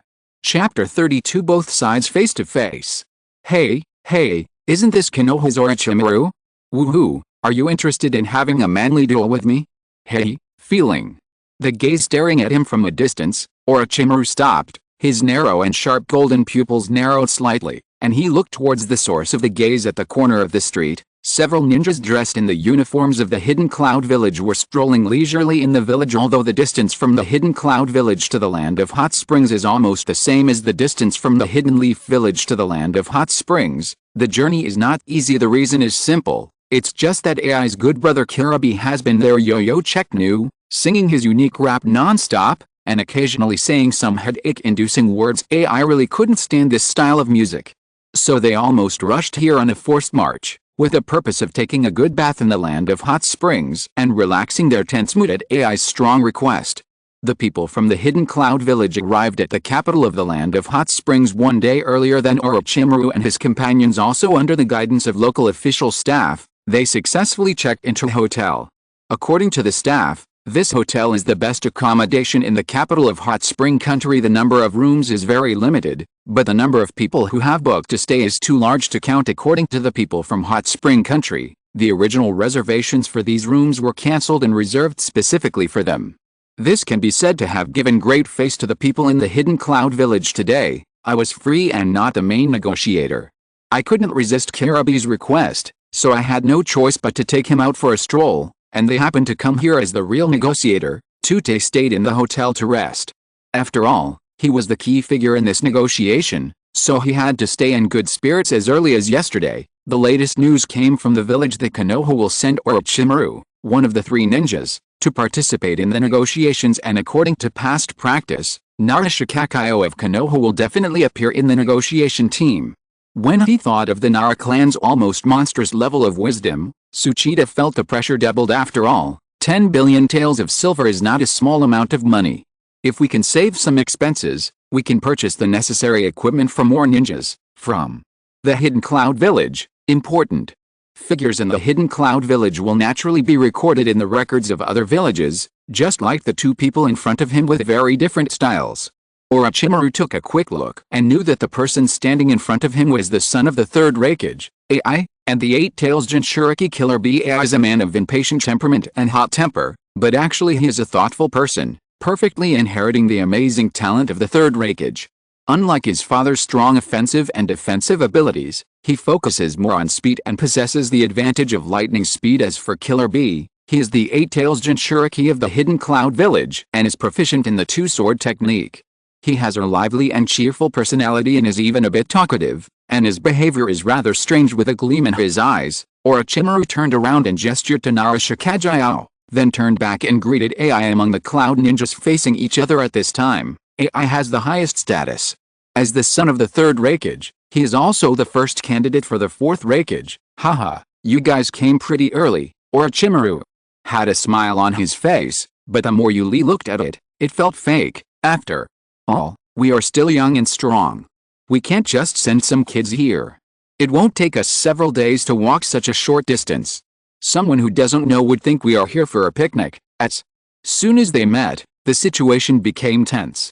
AI started by mocking Orochimaru for bringing some little brats here. Is there no one left in Konoha? Ha. After all, we don't need to rush. I guess the Hidden Cloud Village shouldn't be in a hurry about this either. Of course. Let's take it slow. That's right. After all, I'm going to have to pay out 1 billion soon, so I'm sure I'll have to search my pockets carefully. You? At this point, before AI could refute, Kirabi on the side couldn't help it. I saw his whole body flashing with lightning, and at the same time, a chakra coat full of malice instantly wrapped around him. His figure seemed to grow taller in an instant, and his eyes were full of fighting spirit, as if he couldn't wait to rush up and fight with the people from Konoha for 300 rounds. In his opinion, the so-called peace talks were a waste of time. Instead of wasting time on them, it would be better to just fight directly. Both sides should show off their respective tricks and compete with each other. Only in this way can the winner be truly determined. The winner takes all and the loser accepts defeat. Isn't that great? AI actually had the same idea in his mind. He also wanted to take this opportunity to test what tricks Konoha Village was playing. After all, the attitude of Konoha Village has suddenly changed recently. It is no longer as weak as before, but has become tough instead. What on earth do they rely on? AI was very curious about this. However, he knew that now was not the time to act and he needed to think carefully. Boom! Suddenly, there was a loud bang and a huge fist hit Kirabi's head hard. The punch was so powerful that it made Kirabi dizzy and see stars. Asshole! Behave yourself and stop making trouble here. AI retracted his fist and turned to face Orochimaru. A faint smile quickly appeared on his face, as if he was provoking or apologizing. I'm sorry, everyone in Konoha Village. I have a bad temper and sometimes I can be impulsive. Please bear with me, Orochimaru. I think we can have a fight. Nara. Lujing took a deep look at AI, who was apologizing but showed no remorse, and thought secretly in his heart the son of the Raikage first let the impatient Killer Bee provoke him and others, and then he would take action after we were provoked.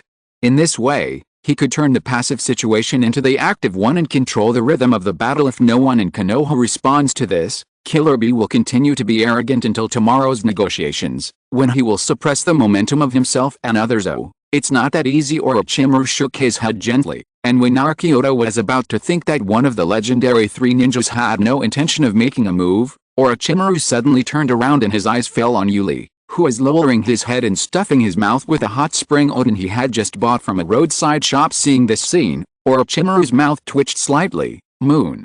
Music. Hearing the teacher's voice, Yuli looked up blankly, wiped the food residue from the corner of his mouth with his hand, and then reflexively handed the remaining Oden in his hand to Orochimaru, and asked in confusion, "Teacher, what's the matter?" Orochimaru looked at him with a dark face, and finally said, "Go and spar with the other side." "Okay, teacher." Lee nodded in understanding, then walked forward. He didn't care why the teacher asked him to fight with the opponent, although he didn't pay attention to their conversation just now. But it's just a fight. What reason do we need? Chapter 33 The Seven-Tailed Jinchuuriki. At the same time, Killer Bee, who was standing on AI's left, was also busy. Killer Bee was seen dancing and making all kinds of exaggerated movements while shouting excitedly, "Yo-yo! Hey, the other side doesn't even dare to respond to us, then why are we still being so polite? Woo hey, why don't we each pick an opponent? Woo, let them see how powerful the hidden cloud village is." Yet at this moment, a child walked out from the crowd of Konoha people. He first stuffed the last piece of fish roe in his hand into his mouth, puffed twice, quickly wiped the oil stains from the corners of his mouth, and stuffed the garbage in his hand to the staff next to him, who was looking confused and a little scared. He drew out the tang sword from his waist, walked a few steps towards AI and Killer Bee, held the tang sword horizontally in his hand, looked at Killer Bee, his eyes full of fighting intent, and did not forget to shout provocation, "Hey! Big black guy over there, do you dare to come over and fight me?" Faced with this sudden challenge, Killer Bee was stunned for a moment. After coming to his senses, he angrily retorted, "Who is the big black guy? This is obviously a healthy brown skin brat. Do you know what the healthy and sunny beauty is?" Pretty boy. Hearing the little brat from Konoha mocking his proud brown skin, Killer Bee instantly became furious. His eyes widened like bells and he stared at Yuli. This ignorant little fellow was so annoying. "B, go and teach this ungrateful brat a lesson." "No problem, leave it to me. Woo pew pew, Killer Bee is going to show off his skills. Pew pew pew pew, I will definitely let this little brat feel the power of the hidden cloud village. Woohoo, my lords. My lords. Please wait a moment. Please wait a moment, just..." When Yuli and Killer Bee were on the verge of a fight, the staff of the Kingdom of Hot Springs standing nearby finally reacted with a look of horror on their faces. If these ninjas from Konoha and the hidden cloud village were allowed to fight in the capital's commercial street, that would be disastrous. My salary will be gone. No, no. With his head bowed deeply, the staff member bent over, his voice earnest and sincere, with a slight tremor. "If you two want to spar, I will take you to the training ground right now. Please don't fight here. I beg you." At this time, the residents of Hot Spring Country who were watching the excitement on the side also turned pale. What happened? They just came out to watch the fun, so how did they almost get into trouble? At this time, they all bowed deeply, following the official staff, and pleaded with the people of Konoha and Kumagakure, "Please." Facing the crowd, "Please." Killer Bee snorted coldly and said, "Okay, then I'll trouble you to lead the way." After saying that, he did not forget to challenge Yuli. "Little boy, I see you also use a knife, but don't be scared to pee your pants by my superb two-sword technique." Ha ha ha ha ha. Afterwards, the two groups followed the staff of Hot Spring Country to a so-called training ground. The ground was overgrown with weeds, and sparse green grasses emerged from this deserted land, mixed with some unknown wildflowers, dotted with green, red, white and green, bringing a touch of vitality to this barren land. On the ground, you can still see bits and pieces of objects scattered around without anyone caring. Some are already broken, while others are covered with dust and rust, as if telling of their former glory and vicissitudes. The entire training ground was full of potholes, looking very dilapidated, as if it had been trampled countless times. There is a circle of broken fence at the outermost edge, with only the wooden frame standing there precariously, as if it will collapse at any time. Right in front of Yuli and the others, there was a half-collapsed plank and half a wooden board on the ground that seemed to have merged with the ground. Yuli looked carefully at the half-collapsed plank and vaguely saw the words training ground on it. Well, this does look like a training ground, but now it has been abandoned for a long time and has lost its former glory. I'm sorry everyone, this is indeed the training ground of the capital, but because of the establishment of UI in village, this place has been abandoned since then. Over time, no one comes here." The staff didn't say the rest of the words, but everyone understood what he meant and didn't say much about it. This place is located on the edge of the capital of the Kingdom of Hot Springs. It is sparsely populated and deserted. Fortunately, Yuli and the others were easy to talk to and agreed to come here with him. If they really started fighting in the city, the consequences would be unimaginable. I don't know how much I will lose by then. What if I had two people who were watching the fun and saw me? I'm afraid my salary over the past few decades won't be enough to compensate you. Thinking of this, the staff couldn't help but feel secretly fortunate, but also a little scared. Thinking of the miserable end of decades of free labor, the staff shuddered. Fortunately, Killer Bee, as the eight-tails Jinchuriki of the hidden cloud village, has been rejected by the people around him since childhood like most other Jinchuuriki. But unlike other Jinchuuriki, he has AI, a peer who will not reject him since childhood. The two of them grew up together, and he is also AI's most loyal warrior. At this moment, the sun is scorching like a blazing fireball, generously pouring its scorching sunlight onto the earth. Standing in the center of the wide training ground, Kirabi's bronze body looked particularly majestic under the bright sunshine, like a steady and resolute silent mountain. AI, who was outside the training ground, looked from afar, his eyes falling on the figure who was making a series of strange movements. Kirabi's body was so flexible and his movements were so exaggerated and strange that people could not help but be amazed. I shook my head helplessly and couldn't help but cover my face. He's better than this guy in every way, except that he always likes to do weird things. At this moment, Kirabi suddenly shouted, "Nia Gui, it's time to attack." His voice was as loud as thunder, with a sense of determination and confidence as he connected with the eight-tailed Shioki in his body. A powerful force instantly surged into his heart. In an instant, 3 huge dark red octopus tentacles suddenly burst out from behind him, like a surging torrent with great momentum. Killer Bee's body was covered in rich eight tails chakra, forming a layer of chakra coat, and exuded a heart-pounding aura of destruction. This aura quickly swept across the entire training ground like a storm, making everyone present feel the pressure that belonged only to the Jinchuuriki. At the edge of the training ground, Kushina immediately noticed the unusual movement of Kirima within her body. She frowned slightly, with a hint of surprise in her eyes. Then, a red light flashed, and a petite and extremely arrogant nine-tailed fox appeared in her arms. Jiu Lama blinked his lively eyes, his face full of disdain, but also with a hint of solemnity. He was staring at Kirabi not far away, and seemed quite surprised by the appearance of the cow ghost. "Why? Is that Nia Gui guy here too?" she whispered to herself with curiosity flashing in her eyes. From Kirima's mouth, Kushina also knew the reason why her body was throbbing just now. Killer Bee, the eight-tailed Jinchuuriki, has the eight-tailed Gyuki sealed inside his body, and Gyuki is the second most powerful of the nine-tailed beasts after Kirima. Thinking of this, Kushina couldn't help but show a hint of worry on her face. Although she had never defeated Yuli, the Killer Bee on the opposite side was obviously much older than them, and his compatibility with the Eight Tails was much higher. This battle, it's never easy. Chapter 34 Battle. The cow demon in Killer Bee's body sensed the breath of the nine-tailed fox and looked towards Kirima not far away. 9 Llamas, hey, you're fighting me and yet you dare to look elsewhere. You really don't take me seriously, you. Lee quietly reached out his hand, lightly touched his waist, tightly grasped the handle of the Tang sword, and then pulled it out suddenly with force. In an instant, the extremely sharp blade flashed a chilling light under the bright sunlight. He skillfully wrapped his palm with a cloth strip, carefully feeling the rough texture coming from his palm. At the same time, Yuli's gaze had changed, and he locked onto Kirabi in front of him like a hawk. However, Killer Bee seemed to be unaware of Yuli's every move.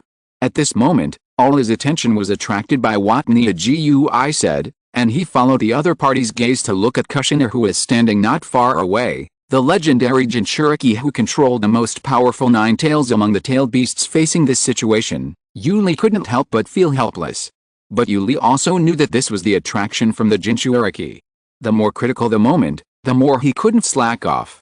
On the contrary, he needed to double his concentration after a long period of persistent inadequate nutrition intake and long-term high-intensity training. Yuli's physique is now completely different from before. The man who used to be so weak that he would fall down at the slightest breeze has now been transformed. At this moment, bathing in the sun, he is as agile as a dragon, just like a cheetah ready to pounce, exuding an unparalleled sense of power and beauty. I don't know why, but his hair gradually turned orange-brown, leaving only the hanging hair still in the flax color. This makes him more and more different from the Shangshu of the past, but it seems to be saying, I have never been a substitute for anyone, I am Yuli. Nothing more. The slightly frizzy long hair was neatly tied up with a dark red hairband, and the few strands of hair hanging down on both sides of the forehead were like lively elves, dancing gently with the breeze. Adding a touch of elegance to Yuli took a deep breath and exhaled slowly. Between these two breaths, his originally gentle eyes instantly became sharp and firm. At this moment, his eyes, which were faintly scarlet, were staring fixedly ahead, and in his eyes there was nothing else except the man named Kirabi. In an instant, everything around seemed to freeze into ice under Yuli's gaze, except for Kirabi's figure, which was still clearly visible. He was holding the extremely sharp tang sword tightly in his hand, and the deep scarlet grooves on the blade flashed a faint but heart-pounding cold light. Under the bright sunlight, Yuli's hands were tightly gripping the knife handle like iron pliers. Due to excessive force, the knuckles of her fingers turned slightly wide, and the blue veins were prominently displayed. His breathing was steady and deep, as if he was in perfect harmony with the surrounding environment. Slowly, the noisy sounds from the outside world began to fade away, and at this moment, there was only silence in his ears, and the precious tranquility and concentration in the depths of his heart. All his senses became extremely sharp, and he could clearly sense any slight movement around him. This state made him feel like he was in an independent space, isolated from the outside world, but able to control the overall situation. As the staff of Yasukuni, who had the honor of being the starter for both teams, gave the start order with a little excitement. Not far away, the battle broke out in an instant, as fiercely as a volcanic eruption. Kirabi's figure was like lightning, and he rushed in front of Yuli in an instant. His hands tightly grasped two extremely sharp long swords. The blades flickered and dazzled people. Every time he swung the long swords, he would bring with him an unparalleled momentum, as if he was going to tear the entire space apart. At the same time, his feet kicked out rapidly in the air like a whirlwind, forming a tight and seamless attack net that left people nowhere to escape. Faced with such a fierce and violent attack, Yuli appeared unusually calm and composed, and his movements were agile and nimble. Yuli's figure flashed, and he nimbly turned sideways to avoid the sharp blade of Kirabi. Then, he swung the long knife in his hand. The knife was as fast and tricky as a poisonous snake out of a hole, and attacked Kirabi's abdomen directly as the blade cut through the air. It made a sharp and piercing whistling sound, as if it was going to cut everything around it apart. However, Killer B was not frightened by this move. On the contrary, he showed amazing reaction speed and superb fighting skills. There was a whistling sound, and Killer B suddenly turned around, and several extremely thick chakra tentacles suddenly emerged from behind him. These tentacles flexed and stretched freely like nimble giant pythons, easily dissolving all of Yuli's fierce attacks. However, this was not the end. Kirabi immediately raised his right foot and struck Yuli's leg with all his might like a storm. Yuli was in midair and his body couldn't help but stagnate slightly, but he reacted extremely quickly. He regained his balance in an instant and adjusted his body posture at an astonishing speed. At this moment, a dazzling electric light suddenly burst out from Yuli's whole body. He was like a majestic god of war descending from the sky, ready to give Kirabi a fatal blow at any time. Faced with such a powerful enemy, how could Kirabi just sit there and wait for death? He showed no fear at all, and immediately launched a more powerful and fierce counterattack. Wind style tornado slash. Before he finished speaking, the double blades in Kirabi's hands began to dance wildly, and an endless stream of powerful chakra surged into the long swords like a tide, and finally gathered into a series of majestic and lethal wind blades. Yuli was trapped in the wind blade tornado but did not appear panicked at all.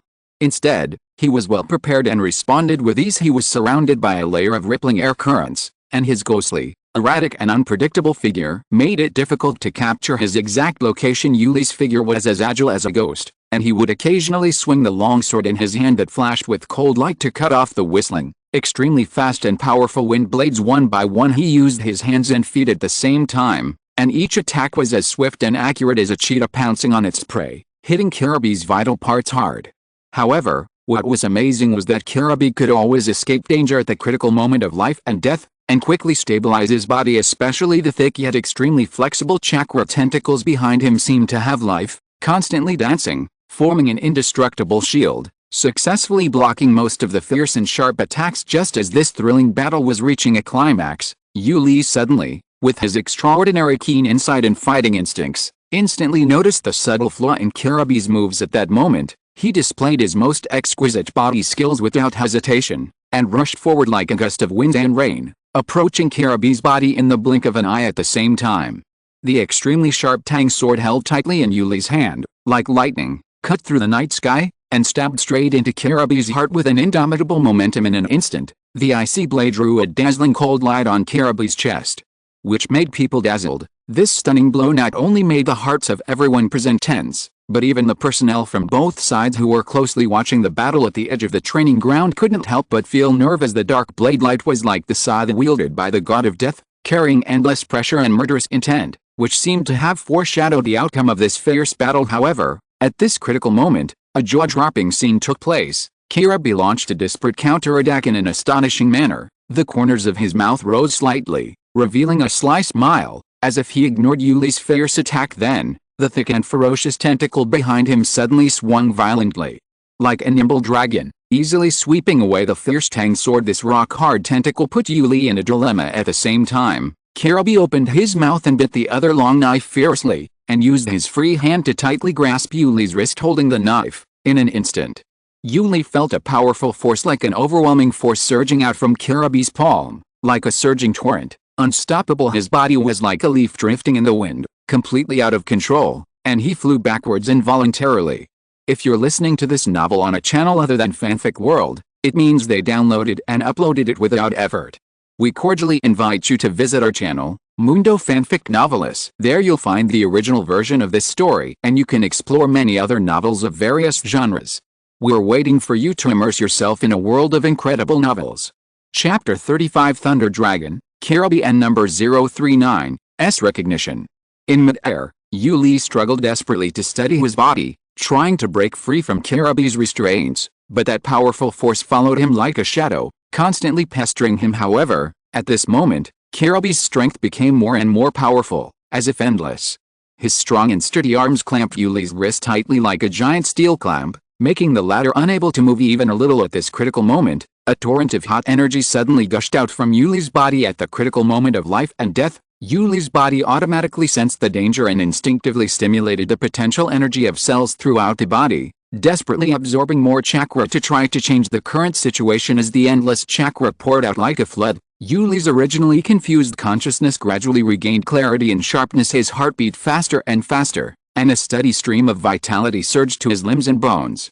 In an instant, Yuli felt that the injuries on his body were healing and recovering at an astonishing speed. Taking advantage of this excellent opportunity, he used all his strength without hesitation, struggled hard, and finally succeeded in breaking free from Kirabi's restraints.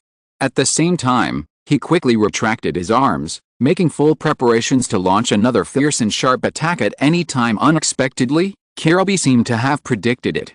Several thick tentacles on his back suddenly grew long, like a nimble whip, and swept towards Yuli with a fierce gust of wind, heading straight for the vital part of Yuli's head, intending to give him a heavy blow. Yuli reacted extremely quickly, dodging the attack with a flick of his body, while quickly forming seals with both hands. Water. Style. Water cannon technique. Water. Escape. Water formation wall. Water. Release. Water crush wave. As soon as he finished speaking, a stream of water that was spinning and rising rapidly like a tornado, carrying dozens of powerful high-pressure water bombs, whistled towards Kirabi's head like cannonballs. At the same time, a water array wall formed in the opposite direction did not cover Yuli, but instead trapped Kirabi inside it. Kirabi had no way to avoid it. At the critical moment, the tentacles behind him stretched out at an astonishing speed and instantly wrapped around his body tightly to protect him. There was a loud boom sound, deafening, as if it was going to tear the sky and the earth apart. Along with this roar, Kirabi was slammed to the ground by Yuli's powerful force. In an instant, dust flew and smoke filled the air. When the smoke and dust dispersed a little, Yuli's eyes became more solemn. He knew very well in his heart that how could a powerful character like Kirabi be defeated so easily. As expected, the law of smoke, no harm, will never go out of date. When the billowing smoke finally cleared, the scene before everyone was jaw-dropping. A huge, strange, irregular sphere tightly wrapped by countless tentacles suddenly appeared before their eyes. Deep and shallow scars were clearly visible on the tentacles, obviously caused by the severe damage they had just suffered. However, everyone knows that for Killer B, who possesses the special physique of a Jinchuriki, these seemingly serious injuries are just minor injuries that can be recovered in a moment, and there is no need to worry too much. Ha ha ha ha, ulala ulala. This is so funny, little devil. The person inside the sphere finally revealed his figure. Surprisingly, there was not a single scar on Kirabi's body. Oh no, to be precise, the wounds that should have existed had all healed at this moment. Judging from the appearance alone, if it weren't for the messy environment around it, as if it had suffered a huge disaster, the ground looked terrible, as if it had been deeply plowed, and it looked like it had been ruthlessly scratched by the claws of a giant. There were broken stones and soil scattered everywhere, as well as scattered weeds, and the air was filled with a strong and pungent smell of scorched earth. It is really hard to imagine what a fierce battle has just taken place here. Judging from the appearance alone, not only Kirabi, but even Yuli's originally serious injuries have actually recovered by more than half at this moment. I have to say that these two people are monsters in the true sense of the word. This kid's physical fitness is really amazing. It's totally unexpected. AI narrowed his eyes slightly. His gaze fell on Yuli, and he secretly sighed in his heart. He really lived up to the reputation of Konoha's genius. Konoha, why do you always produce so many geniuses? How great it would be if all these talents belonged to our hidden cloud village. Yo-yo, if you can survive this move, I will acknowledge your strength. Just as Kirabi finished speaking, the tentacles behind him suddenly exerted force and lashed the ground hard. With the help of the powerful reaction force, Kirabi soared into the air like a cannonball and rushed into the air. Lightning. Release. Dragon bites the sky. The blinding lightning flashed across the sky like a silver snake, instantly making everyone feel a vast expanse of white in front of their eyes, making it difficult for them to open their eyes under the strong stimulation of the lightning chakra. Killer Bee moved as fast as lightning. He shouted to the sky, and his voice resounded through the clouds at the same time. He began to mobilize the chakra belonging to the eight-tailed Gyuki in his body and gathered it between his lips as he breathed in and out. An unusually powerful attraction continuously emanated from his mouth. Suddenly, there was a loud bang, as if half of the city of the capital of Tang Kingdom was shaking. Then, a shocking dragon roar reached everyone's ears. Everyone looked in amazement and saw a huge lightning energy dragon with dazzling lightning flashing all over its body. Rushing past at lightning speed, it bared its fangs and claws, and from time to time it spewed out violent electric currents. It let out a deafening roar, and with an indestructible force, it seemed as if it wanted to tear apart and devour everything in front of it. Lee, not far away, Kushina and Hinata Hisahi's expressions became extremely solemn. They stared at Yuli closely, their eyes full of worry and concern. Especially Kushina, who is also a Jinchuriki, knows very well the terrifying power of Jinchuriki. At this moment, Killer Bee obviously hasn't used all his strength, but even so, can Yule withstand such a fierce attack? Orochimaru, who was standing aside, narrowed his eyes slightly, and Yuli's figure at this moment was clearly reflected in his golden pupils. He was thinking silently, and couldn't help but feel a little curious about Yuli's next performance. Show me your strength. Let me see your progress. Lee's eyes became more and more serious, and he was thinking quickly about how to deal with the situation in this quiet moment. It was as if time had frozen, and everything around him slowed down. He leaped back quickly like a ghost, his eyes fixed on the thunder dragon that was less than 10 meters away from him. There was a gleam of almost madness in Yuli's eyes. He knew that the thunder dragon in front of him was extremely powerful, but a strong fighting spirit surged in his heart.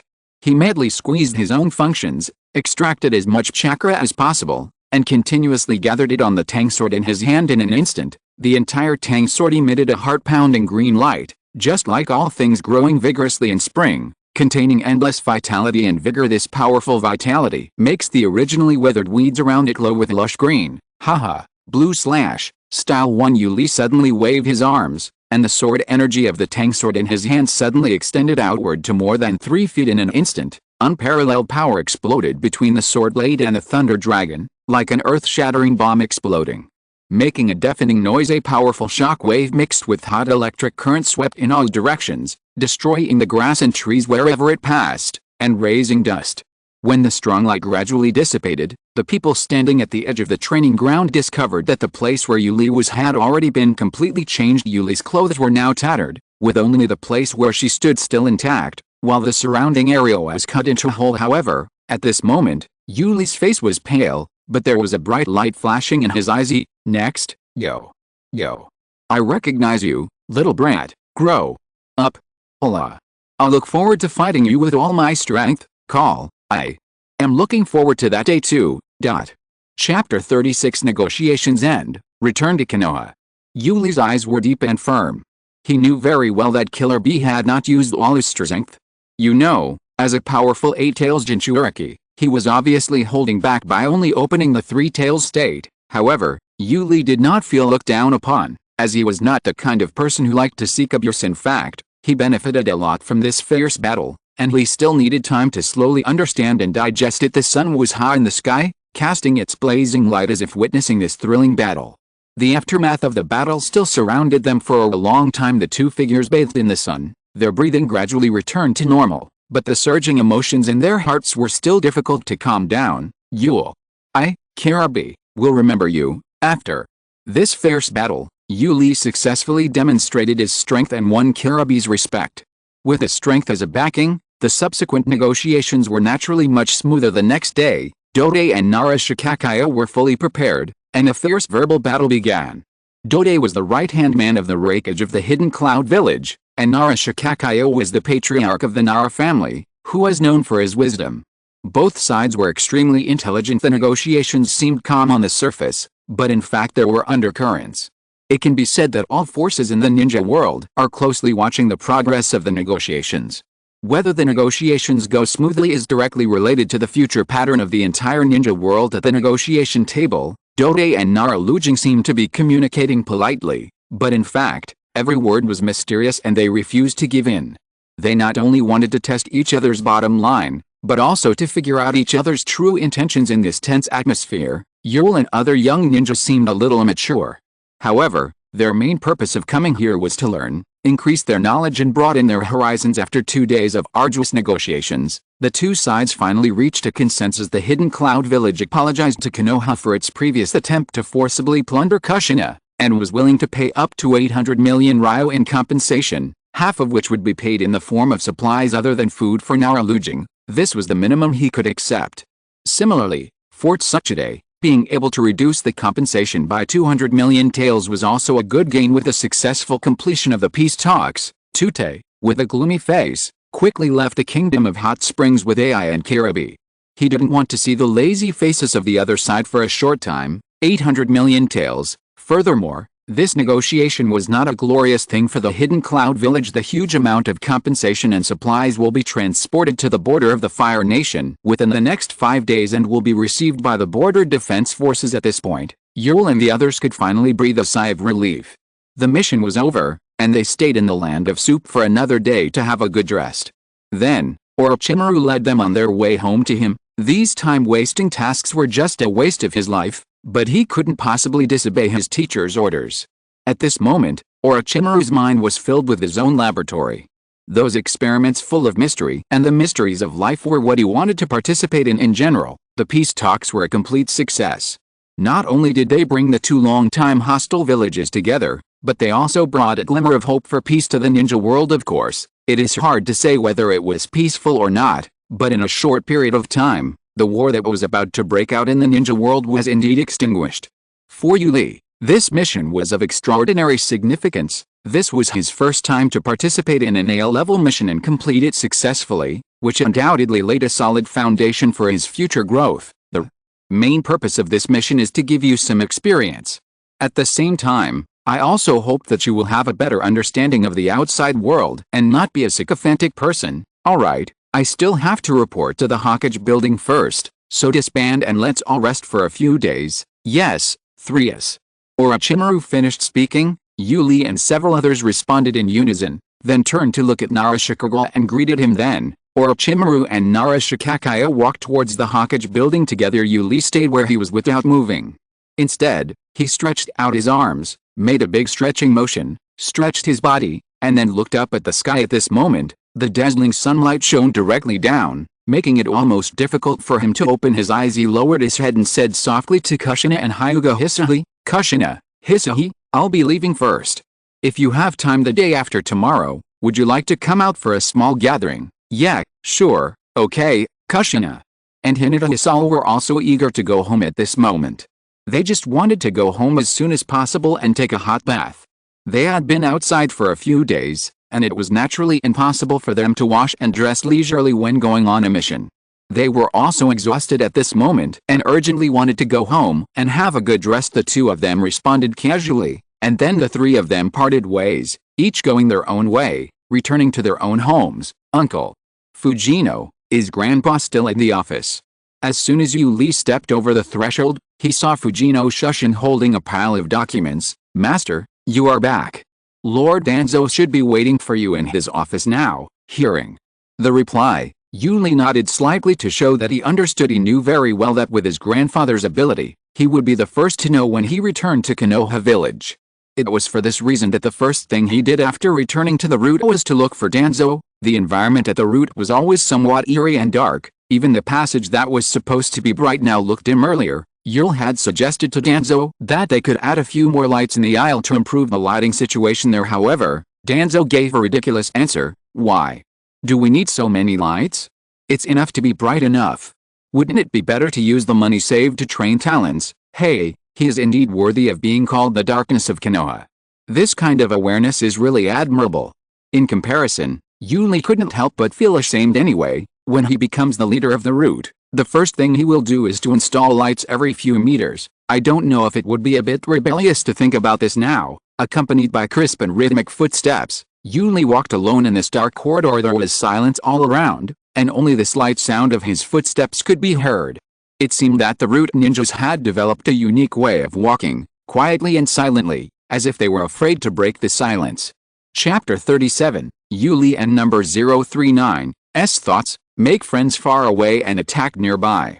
I don't know where they learned this good habit. As his strength gradually increased, Yuli found that he could actually sense whether there were people around him, even though the distance was only about 20 meters. But this strange ability often makes him feel that the people coming and going around him are floating in the air when he is at the root, giving him an extremely weird feeling. Thinking of this, he couldn't help but shudder. He looked up at the clock on the wall. It was only 3 o'clock in the afternoon, but the temperature at the root was still a little chilly. Grandpa! I'm back, Yuli shouted while knocking on the door hard. Without even waiting for a response from inside the house, Yuli had already pushed the door open impatiently. As soon as he entered the room, his eyes fell on the desk piled with files, and Danzo was sitting there, concentrating on correcting documents as usual. I always feel like you're busier than Grandpa Hawkins, really, mumbling some incomprehensible words. Yuli naturally walked behind Danzo and began to massage his shoulders. Danzo glanced at this unruly little Yule, with a hint of helplessness in his eyes. There was nothing he could do, since this was his good grandson. He could only spoil him. How do you feel about going out on this mission? Danzo put down the thick file in his hand, leaned back slightly, and leaned comfortably on the back of the chair.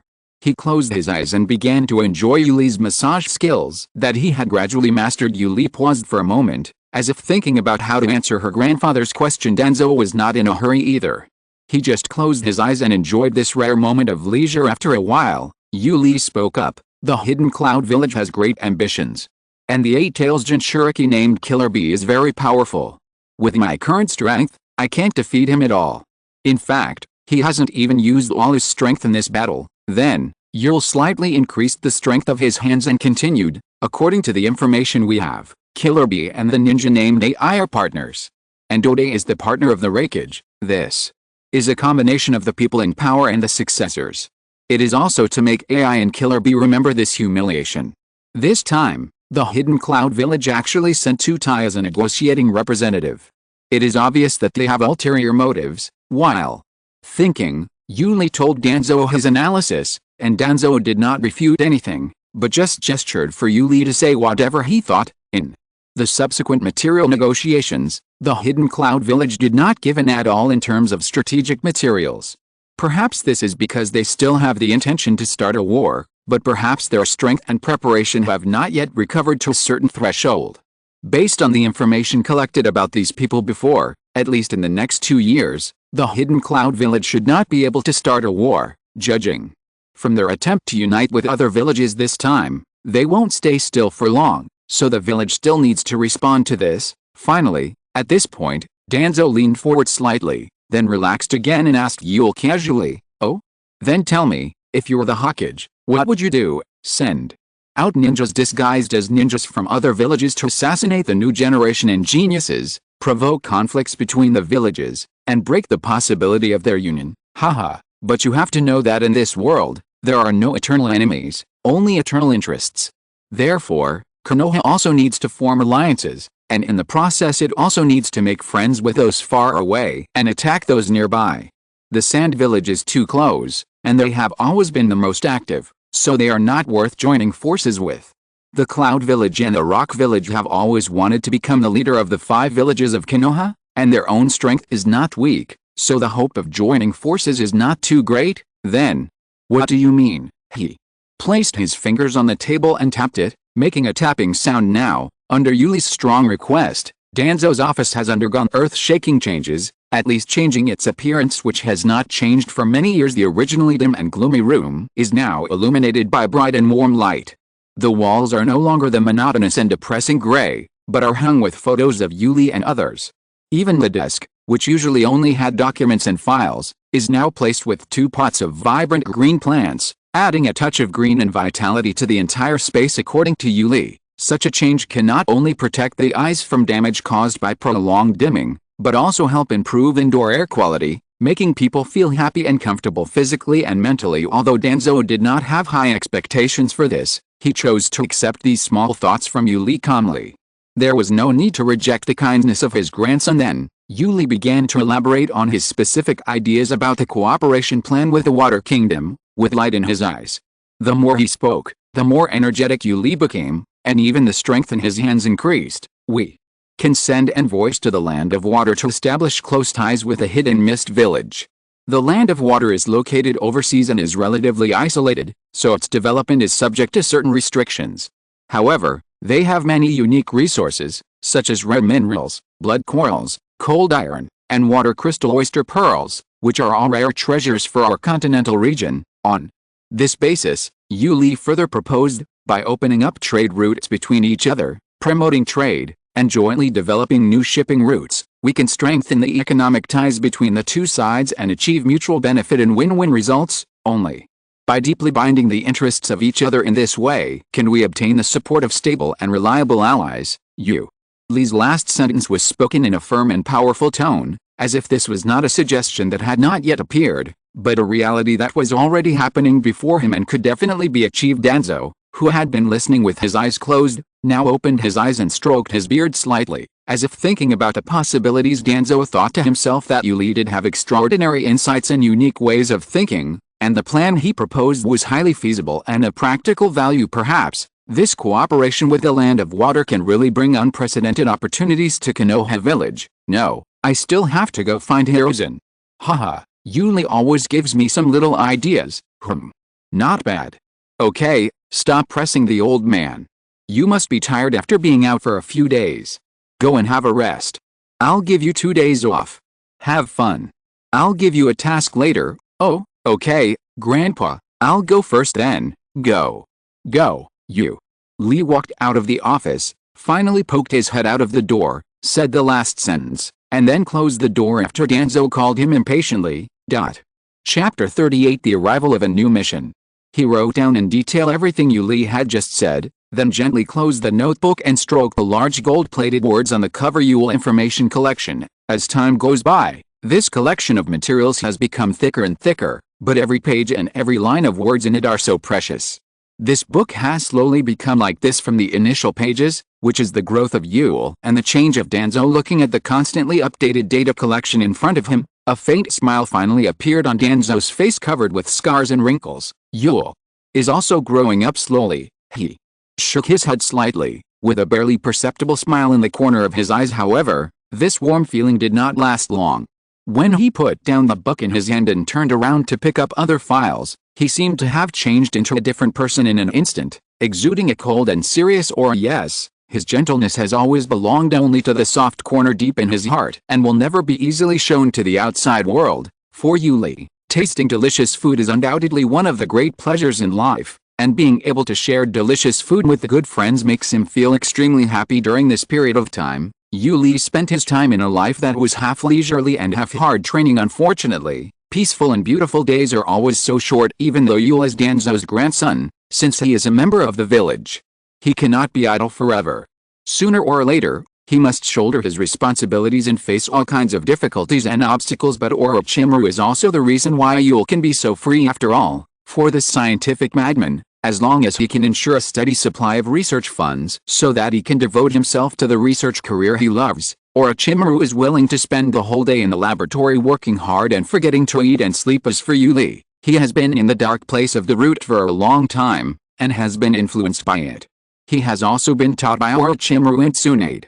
Now he has a clear understanding of the human body structure, and can be said to know it like the back of his hand. It is no exaggeration to say that with Yuli's current level of medical knowledge and practical experience, Going to the hospital to perform an operation is a piece of cake for him. Since the Second Ninja World War, the 5 major ninja kingdoms have maintained a delicate and strange state of peace with each other because after experiencing the bloody baptism of this brutal war, all countries, without exception, are in urgent need of some precious time to recuperate and recover. However, everyone knows that this so-called peace is just a facade. In fact, all parties are secretly enduring and lying dormant, waiting for the right time to strike. However, while the 5 powerful big brothers headed by the Fire Nation were resting and recuperating, the restless little brothers below could not restrain their own little thoughts, and even took action. The big countries that are the leaders have no choice but to flex their muscles, relax a bit, bully the weak ones, and teach these ignorant guys a lesson so that they will suffer a little and learn their lesson. At this time, the task Yuli received happened to be closely related to this. It is true that there are only 5 countries in the entire ninja world that are recognized as powerful. But there are also a large number of weak countries scattered among them. These tiny places are filled with all kinds of people with ulterior motives. They are ambitious and want to achieve their dream of dominating the area by means of cannibalization and siege.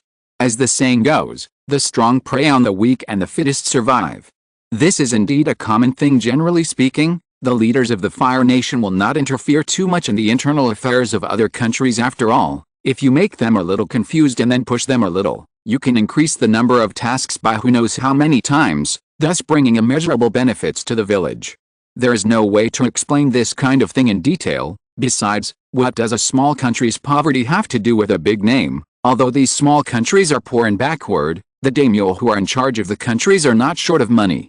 A considerable number of lucrative tasks in the village are taken over from these daimyo. It's a sunny day today, the treetops are swaying slightly, the light breeze brings the fragrance of flowers, and the leaves are at peace at this moment. In the Hokage's office in the Hokage building, Sarutobi Hirozen held a pipe in his mouth, puffing smoke comfortably. A pair of slightly weathered eyes were revealed in the smoke. Sarutobi Hirozen looked at the disciple in front of him with a sad face.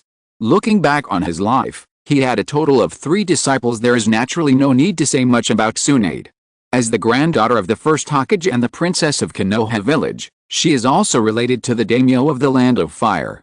She also has the blood of the Senju clan flowing in her body and inherits the Senju clan's heritage. Therefore, Sarutobi did not interfere too much in her personal growth path, and there was no need for him to intervene too much. The reason why he accepted Tsunade as his disciple was more out of political correctness and as a way to appease the Senju clan. But Orochimaru, Jiraiya and Tsunade's backgrounds are completely different.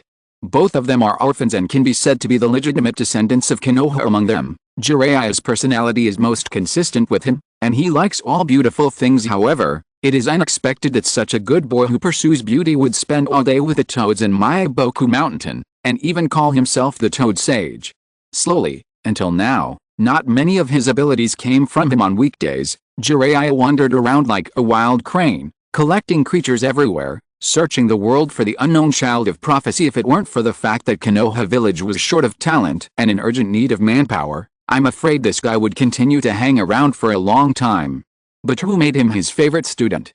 If it were someone else, it would not be unfair to impose the title of traitor ninja on him. He sighed and felt a headache when thinking about his disciple Sarutobi Hirozen. As for Orochimaru, he is different from Jiraiya. Although they are both orphans of the war period, they were both accepted as disciples since childhood. But Orochimaru is extremely gifted, possessing the same all-attribute talents as him, and can quickly master and use any ninjutsu proficiently. It is also for this reason that since childhood, he has placed high hopes on Orochimaru and regarded him as a true disciple. Unfortunately, things did not go as planned. Orochimaru's ambition did not seem to be here, but he was more interested in scientific research. It must be said that he was exactly the same as his teacher in this regard. He was also obsessed with research and had extraordinary talent. If it were not for his civilian background that limited him, Sarutobi believed that Orochimaru would have reached a much higher level now. Chapter 39. Teacher, believe me, believe us. This was a time when the village was in ruins and the entire Konoha village was full of vitality. During this period, many energetic young people gradually emerged. Uchiha Kingfeng, Namikaze Minato, Yule, Kushina, Hyuga Hisaha. Sarutobi Hirozen lowered his head and tapped the table subconsciously with his pipe. Still a little hesitant, he was considering whether this mission should be handed over to the team led by Orochimaru. Although he had no doubts about Orochimaru's ability, Yuli and his companions were still children after all, and even though they had already carried out an A-level mission, The situation this time was different from before, or maybe the nature of their tasks is different. After all, in Sarutobi Hiruzen's eyes, Yuli and the others are still a little immature. Orochimaru, are you sure you are ready? This mission is different from the previous ones. You should know that the bird country you are heading to is next to the earth country. There, you are likely to encounter the Iwagakure ninjas on this mission. No, you will definitely encounter the Iwagakure ninjas on this trip. The Lord of Bird Country must be on guard against someone who dares to make such a move. Sarutobi Hiruzen had a serious expression, and his slightly cloudy eyes stared at Orochimaru. There was persuasion in his eyes, but for some reason, there was also a hint of expectation. I understand, Sensei. But I think you and the others have the qualities that a ninja should have, and they will definitely be able to handle this mission. I promise to return with the head of Eagle White from the bird country, Orochimaru answered without hesitation, his words full of trust and determination in his disciple. Call, Sarutobi Hiruzen exhaled a puff of smoke, slowly walked to the window, and stared at the scene outside. The residents were busy shuttling back and forth in the streets and alleys, working hard for their livelihoods, while at the corner of the street, a few naughty children were playing and having fun. Teacher, please don't always treat them as children. Orochimaru's words broke the silence. Sarutobi Hiruzen turned around and looked at the talented disciple in front of him, secretly sighing that time flies at this moment. The Hokage's office was silent, with only the sound of Sarutobi Hiruzen's gentle breathing exhaling smoke. Under the gray smoke, there was a story full of vicissitudes of life. Is that so? Maybe I'm old? Haha, in that case, I agreed to this mission. His eyes gradually became serious, staring at Orochimaru closely. His voice low and powerful. Orochimaru raised the corner of his mouth slightly, easily took the scroll handed over by Sarutobi Hiruzen, and after carefully reading the details of the task, he turned and left, leaving behind a cold back. Teacher, believe me, and believe them. At this moment, Sarutobi Hiruzen had no intention of continuing to review the piles of files. He stood quietly in front of the window, gazing at the Konoha village below, watching Orochimaru walking further and further away until he disappeared outside the Hokage building. He couldn't help but feel a little doubtful. Was this arrangement wise? With a soft sigh, Sarutobi Hiruzen murmured to himself, I hope you can grow up quickly, children. He was talking not only about Yuli and others, but also Orochimaru and other ninjas. In this world full of crises and challenges, risks often coexist with benefits. For ninjas, it seems that they have to wander on the edge of life and death all their lives, seeking a glimmer of hope. The so-called stability is nothing but a luxury for them. Time is not forgiving. Sarutobi Hiruzen clearly feels that his energy is not as good as before. Maybe it's time to consider stepping back. However, the question is, who can take over this responsibility? Orochimaru. But is he really capable of shouldering the responsibility of an entire village? These thoughts kept lingering in Sarutobi Hiruzen's mind, making him feel stressed. As the Hokage, he must be responsible for the future of the village, but he can't find a suitable successor. This helplessness and worry made this once powerful man in the ninja world feel at a loss. It's not time for him to let go of this burden. Maybe I should believe them. Orochimaru's team is about to embark on a journey to the land of birds, but Orochimaru did not reveal too many specific mission details. He only emphasized that this mission is full of huge risks and its rating is as high as A. This was obviously different from the last easy and safe peace negotiation mission. In the last mission, except for the contest between Yuli and Killer Bee, Kushina and Hisui could be said to have played through the whole process and didn't feel anything at all. But this mission is different, because the mission location is close to the land of Earth, and coupled with the recent changes in the land of birds, it is very likely that they will encounter ninjas from the Iwagakure village. Even so, after going through countless ups and downs and completing many difficult tasks, the few people had no extra thoughts about this. Whether it was Yule, Kushina, or Hyuga Hisui, they were not afraid of such a challenge. As a ninja, proficient knowledge of maps is a basic skill. In terms of geographical location, the Bird Kingdom is located near the Earth Kingdom and is a smaller country. The Kingdom of Birds is blessed with excellent geographical conditions. The country has fertile land, dense vegetation, abundant water sources, and many birds and beasts. As a small country, nearly half of the tasks in the Kingdom of Birds were entrusted to the Kingdom of Earth. Although Konoha was a little far away, it also received 30% of the tasks. As for the amount of tasks left for their own country, there was only a mere 20%. This time, The mission Orochimaru received was to eliminate the new ruler of the bird country. One has to admit that the new ruler of the bird kingdom is indeed a man of great talent and strategy. He not only attached great importance to the country's farmers, but also actively promoted business development, reduced tax burdens, and fully tapped into domestic high-quality resources. However, for Konoha, these actions are nothing more than trivial matters. If the Lord only stopped at this, Konoha would not necessarily pay too much attention to it. After all, his own strength is profound. No matter how wise and intelligent the ruler of the bird kingdom is, he can only invade the territories of neighboring weak countries and expand his territory due to factors such as land area, population size and vital military strength, thus becoming a king who expands territory. After such an operation, the international status of the bird kingdom will naturally be improved to a certain extent. The increase in size also means an increase in the amount of tasks, which is also a good thing for Konoha. Unfortunately, this extremely intelligent leader made a fatal mistake. He actually reduced the share of tasks that should have belonged to Konoha by a full 10%. To be more precise, this wise ruler even dared to tamper with Konoha's mission share, but unlike Konoha, the land of Earth was too close to the land of birds. The distance was so close that he dared not make any move at all, which also resulted in only Konoha being hurt. This really bothered Konoha. If both sides reduced their shares by the same amount, in fact, a 10% share of the mission for a small country like this would not be a big deal for Konoha's size. It would be less, so be it. After all, Konoha was not the unreasonable barbarians like the Hidden Cloud Village who only knew how to rob, so they would not take such things too seriously. The main reason is that this share of the task is not worth Konoha rolling up its sleeves to teach the bird country a lesson. Yes, but the actions of this wise lord of the land of birds and his different treatment of Konoha and the Iwagakure village made the Konohagakure Dark Army furious.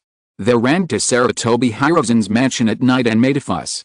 This cannot be tolerated. It must not be tolerated. This kind of thing cannot start. It was mainly because of the discriminatory treatment by the lord of the bird country that made us, Danzo, who was extremely discriminatory against villages, angry. What? The land of Earth is close to you, but you dare not even fart. Now that our Konoha is far away from you, you dare to take back even 1/10 of it. Young man, you are so bold, the road you walk is narrow. Chapter 40, Entering the Bird Country. This matter has gone through many twists and turns. This not-so-bright mission was still taken by Orochimaru. He had carefully selected this mission specifically for Yuli and the others, just as he had mentioned to Yuli. Ninja has never been a profession that represents justice. In other words, darkness and unscrupulousness are the facts that most ninjas need to face, but it is precisely this point of Orochimaru that makes Sarutobi Hiruzen deeply worried. Orochimaru is sometimes too unscrupulous in order to achieve his goals, which does not fit the position of Hokage. Yuli and his group set out on their journey in a hurry. The Bird Kingdom is not very close to the Fire Kingdom, and this mission must be completed quickly so as to demonstrate the majesty of a great country. Along the way, Orochimaru continued to tell Yuli and the others in detail the basic situation of the bird country and some key intelligence obtained through reconnaissance. Judging from the intelligence data currently presented on the scroll, the defensive strength of the bird country does not pose a particular threat to Yuli and his companions. This mission is essentially just to expose them to the darkness of the ninja profession. The sun rises and sets, time passes, and in the blink of an eye it is already the evening of the third day. Looking into the distance, I saw a deep blue hue gradually covering half of the sky, as if a huge sapphire was inlaid in it, while on the other side, there was a faint red light, like a thin red thread tightly wrapped around the treetops in the mountains, as if unwilling to leave easily. At this moment, night falls. A morning moon hangs high in the sky, and sparse clouds float leisurely. Orochimaru led his team to the preset destination quietly, crossed the border easily, and sneaked in without anyone noticing. This is the border area of the Bird Kingdom. This tiny country is located between the Fire Kingdom and the Earth Kingdom. It is very weak and it is difficult for it to defend its entire border.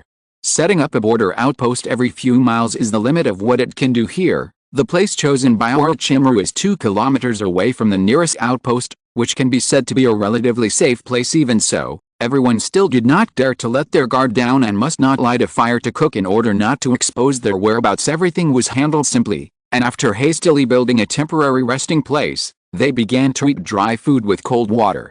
As for the gray, sticky, and semi-fluid strange food in Yuli's hand, it frightened everyone present, and none of the 3 people, including Orochimaru, had the slightest desire to try it. They are not yet so hungry that they will eat anything, This thing is probably only Yuli who can eat it without changing his expression. Nonsense, after all, I have been training for several years. If I don't build up resistance, I will not be able to live. Seeing the people standing far away from him, afraid that he would force feed them, Yuli rolled his eyes.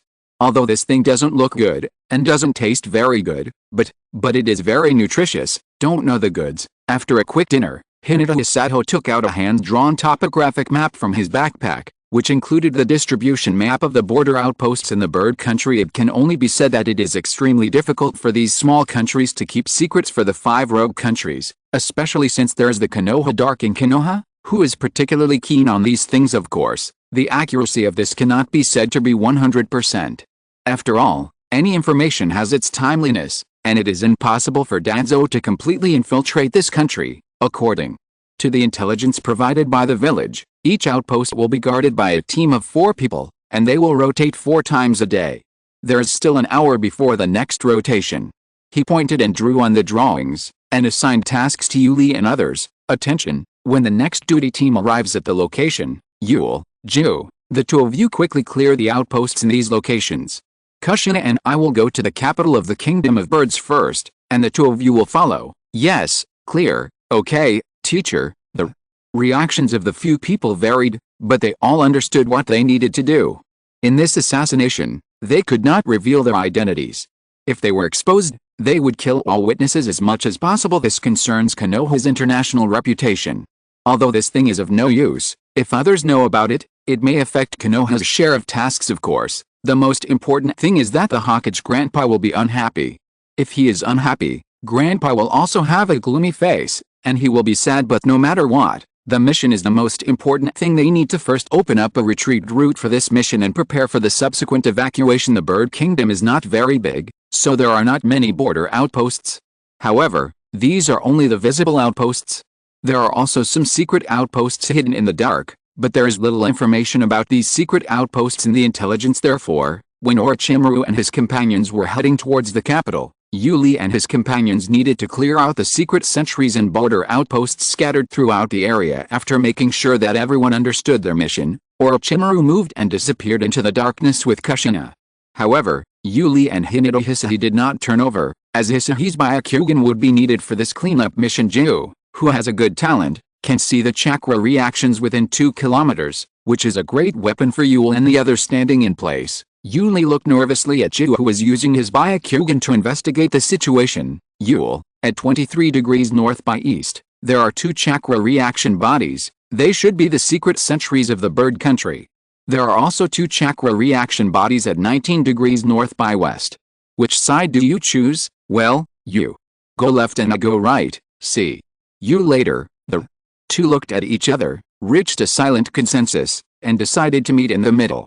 Then they disappeared into the dense woods as quickly as ghosts. At this moment, the clouds in the sky gradually increased, and the originally bright and clear moon was sometimes obscured by the clouds, losing its former brilliance. The darkness tonight was not peaceful, as insects chirped one after another, as if playing a symphony that no one cared about.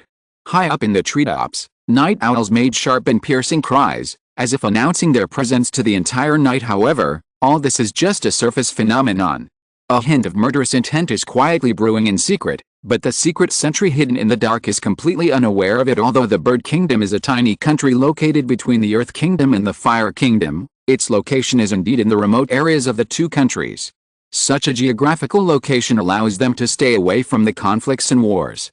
Even these secret sentries were specially deployed by the current leader. Before this, the country only had some visible border outposts. After all, according to the previous rulers, our bird country, apart from having more birds and a slightly better natural environment, has neither rich mineral resources nor fertile farmland. Who would be so bored as to invade? Yes, if nothing unexpected happens, this country will still remain peaceful and barren. Chapter 41, Ninjas are born with killing. The newly appointed leader of the bird country did have some unique insights. He developed layers of terraced fields, allowing farmers to cultivate crops on the hills and successfully expanding the area of arable land.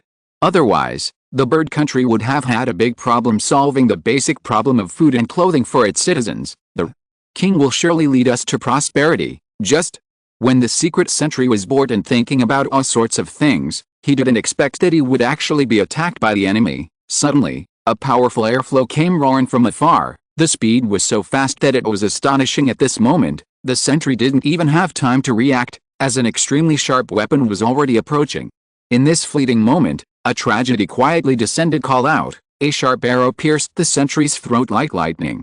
Before the pain could reach his nerve endings, his body lost support and fell straight from the tree trunk, rapidly falling towards the cold and hard ground. Another sentry not far away noticed the unusual movement here and immediately turned around to look around with a nervous look on his face. Yamada. What happened? However, no one could give him an answer at this moment, and he himself would never get a response from others again. The next moment, a ghostly figure appeared silently behind the sentry, holding a cold and ruthless kunai in his hand. With a flash of cold light, the kunai easily cut the throat of the secret sentry. His pupils suddenly widened, his eyeballs almost bulging out, his eye sockets filled with unspeakable fear and despair. He struggled desperately, trying to open his mouth to sound the alarm, but only a steady stream of scarlet blood flowed out of his throat. The night was still deep and quiet, like a pool of stagnant water, as if the thrilling fight just now had never happened. Only the birds on the branches were still chirping softly, as if silently telling this cruel and bloody story. The chirping sound echoed in the silent night, sounding particularly sharp and piercing. No, it was not just piercing, it was more like a sharp knife, ruthlessly stabbing into the spy's heart. He felt it was becoming increasingly difficult to breathe, his chest rising and falling violently, but he was not able to take in the necessary oxygen. The scene before his eyes gradually blurred, and darkness quickly flooded his entire world like a tide. Hinata stood quietly there, his eyes, which were already as pale as snow, now looked even colder as he stared at the body lying on the ground without any emotion. Her gaze was like a frozen lake in the dead of winter, clear and unfathomable, bone-chillingly cold, revealing an extreme indifference to life. Hinata was already accustomed to such scenes. Ninja is a profession that involves killing. At least on the battlefield, she will not be soft-hearted whether it's the life or death of others, or your own. Yuli and the other man carefully cleared out the secret sentries on the retreat route. At the same time, Orochimaru and Kushina shuttled through the night like a gust of wind, heading directly for the capital of the Bird Kingdom. At this moment, the sky was covered by thick dark clouds, the moonlight was dim, and the temperature in the air gradually dropped, bringing a hint of chill. Orochimaru looked up at the sky, the corners of his mouth slightly raised. The night was dark and windy. Haha, today is such a nice day, a good time to kill someone, he and Kushina sneaked all the way, avoiding the surrounding sentinels as much as possible. He did not want to expose his whereabouts before reaching his destination. Not long after, they arrived at the mansion where the king of Bird Country lived. After observing the time and roughly estimating the time it would take for Yuli and the other two, Orochimaru nodded slightly to Kushina, and then the two of them nimbly climbed over the wall and entered the mansion. However, at this moment, a sharp sound of breaking through the air suddenly rang out. Shhhhhh. Countless dense shurikens rushed towards them like raindrops, bringing up gusts of sharp wind. Exposed, Orochimaru sighed softly, but there was no panic in his eyes. His body was agile, like a spirit snake, easily avoiding these deadly hidden weapons, and his eyes instantly became extremely cold. After giving Kushina a knowing look, both of them knew that what awaited them next would be a bloody massacre. But it is true that since the Lord of the Land of Birds dared to reduce Konoha's mission share by 10%, he would naturally make preparations in advance. However, how was it exposed? So interesting, it looks like some little mice have sneaked into the village. Earth. Escape. Center beheading technique. Suddenly, a pair of muddy hands mysteriously broke out from under Orochimaru, stretched out quickly like a ghost, and tried to grab Orochimaru's legs tightly. However, Orochimaru was extremely sharp. The moment he was attacked, he immediately became alert and leaped up at an astonishing speed. Shadow.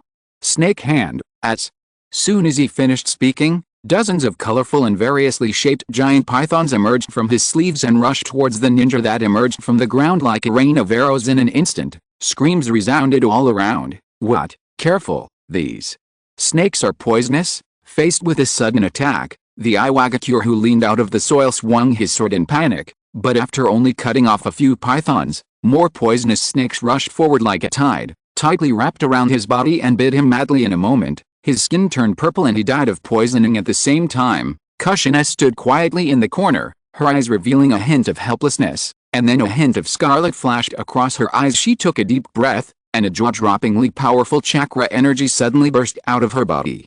Then, 3 huge orange-red chakra tails suddenly emerged from behind her. His whole body was wrapped in a layer of chakra, with a bit of animality in his eyes, and at this moment he looked like a 3-tailed demon fox. Let's enjoy this killing feast together, Jiu Lama, Kushina murmured in a deep voice, her voice a little hoarse. Woo-ha-ha. Little girl. Take my power and kill as much as you want. The Jiu Lama hidden in her body raised his head high, with 9 tails swaying wildly behind him, emitting bursts of malicious aura, and his eyes were full of blood and desire. Even though he and Kushina had come to terms with each other, that didn't mean Kurama had become merciful or kind. On the contrary, he still hates most of the human race. Dirty, selfish, mean, and jealous, these bad qualities of human beings will always exist. When the tailed beasts were first born, every strand of chakra was not filled with negative chakra like it is today. However, human desires were too great, and the negative emotions in the ninja world could not be transformed and dissipated. In the end, as time passed, these negative emotions could only be absorbed by the 9-tailed beasts made up of chakra. It was also from then on that the 9-tailed beasts gradually became a gathering of negative emotions, which also affected their personalities to a certain extent, except for the lazy guy Sanwa Iaisabu who only knows how to sleep. Aren't these humans the root cause of the evil in this world? With scarlet and bloodthirsty eyes, Kurama began to provide Kushina with more chakra supply. Kill as you please, little devil. If you're listening to this novel on a channel other than Fanfic World, it means they downloaded and uploaded it without effort. We cordially invite you to visit our channel, Mundo Fanfic Novelis. There you'll find the original version of this story, and you can explore many other novels of various genres. We're waiting for you to immerse yourself in a world of incredible novels. Chapter 42 Exposed, Trap. Every time at this time, Kushina's thoughts would drift back to that terrible night, the blazing flames that swallowed up the entire whirlpool country. Blood and fire intertwined, dyeing her eyes red. At this moment, a deep anger and sadness surged in her heart, and the fire appeared again, but this time, she played the role of the villain she once hated to the extreme. Every movement and attack would ruthlessly take the life of a warrior from the land of birds. Kushina had no weapon in her hand, or rather, her sharp claws were sharper and more powerful than most weapons. Feeling the warm and scarlet liquid flowing on her hands, burning her palms like magma, Kushina's anger became more intense. She widened her eyes, and the red light in her eyes became more and more dazzling. She closed her eyes, took a deep breath, and when she opened her eyes again, there was only cold murderous intent in her eyes. At this moment, she was a weapon to carry out the mission. Perhaps there is no way back, right? After all, I am also a sinner. Orochimaru was keeping an eye on his team's movements, and when he saw Kushina becoming enchanting and bloody, slowly being enveloped by the aura of killing, he did not choose to interrupt her. The 9 tails Jinchuriki should have been the core fighting force of the village. Since the death of Lord Minato, Kushina became the new Jinchuriki. Since she can develop towards the direction of a perfect Jinchuriki, then what other trivial matters do they matter? At this moment, Yuli and Hinata Hisaha, who had completed the task of clearing the retreat route in the rear, also arrived at the battlefield in time. Hinata Hisakazu did not get too close to the battlefield, but stood firmly in a high place in the courtyard with a wide view, holding tightly in his hand a bow and arrow that was specially tailored for him by a master craftsman invited by Orochimaru. The body of this bow is made of the top-grade ancient pine trunk, and its surface is covered with rustic and elegant textures, exuding an ancient atmosphere that has been accumulated over the years. The bow arm cleverly combines bronze and black iron, making it both strong and extremely flexible. There is no doubt that the power boost that this bow and arrow can give Ju is beyond description. The only reason it was created was to bring killing and death to the enemy. Ju skillfully took out an arrow from his quiver, put it on the bowstring, then pulled the bowstring with all his strength and released the arrow.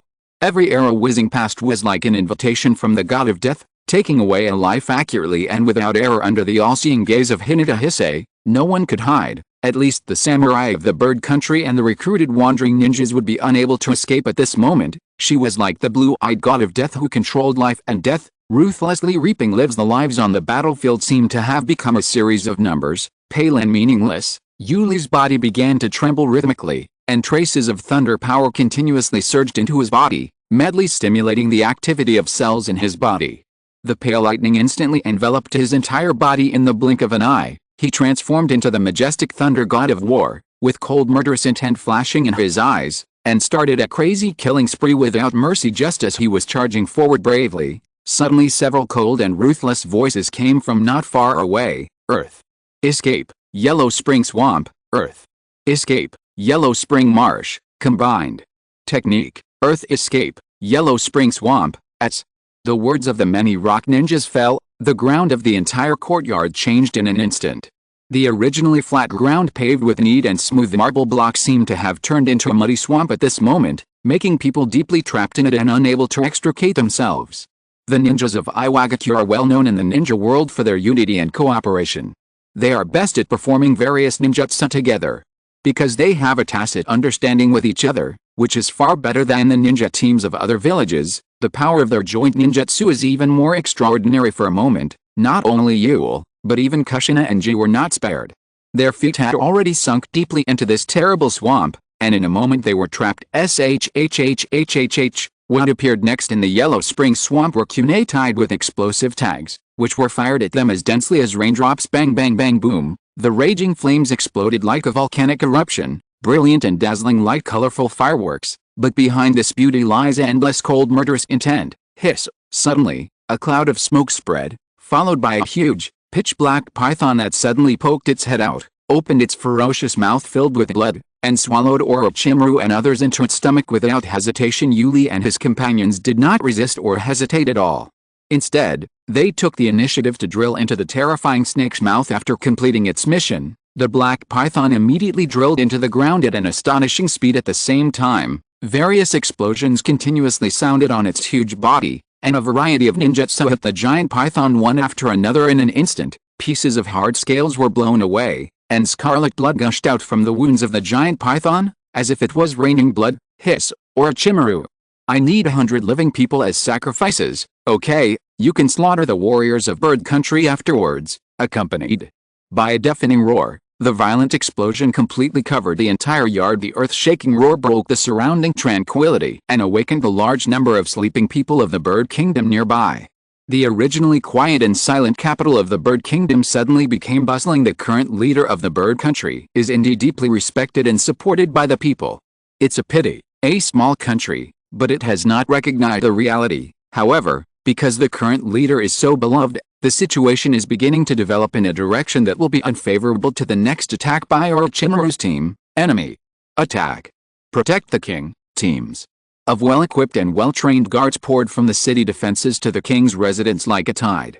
They marched in unison and looked serious and nervous at the same time. The ninjas who were originally stationed at the edge of the mansion on guard also showed embarrassment and anger on their faces, and quickly rushed in the same direction. At this moment, inside the Hanmaru deep in the Lord's residence, there is an elegantly decorated study. Inside the room, a man in a gorgeous shirt is sitting at the desk. His eyes are as deep as the sea, sharp and shrewd, his nose is high and his lips are slightly thin, giving people a calm and restrained feeling. She had a dark red belt tied around her waist and a long skirt embroidered with a pattern of flying birds. Her body was covered with all kinds of exquisite accessories. The man had a hint of anger on his face, and a hint of despair in a place where no one could see. A weak country really has no diplomacy. However, when the man raised his head and looked at the several ninjas beside him, his expression became calm again, as if nothing had happened. But when I looked at the map on the desk again, a sense of sadness came over me again. On the map, there are 3 places circled in red, one of which is the Bird Kingdom.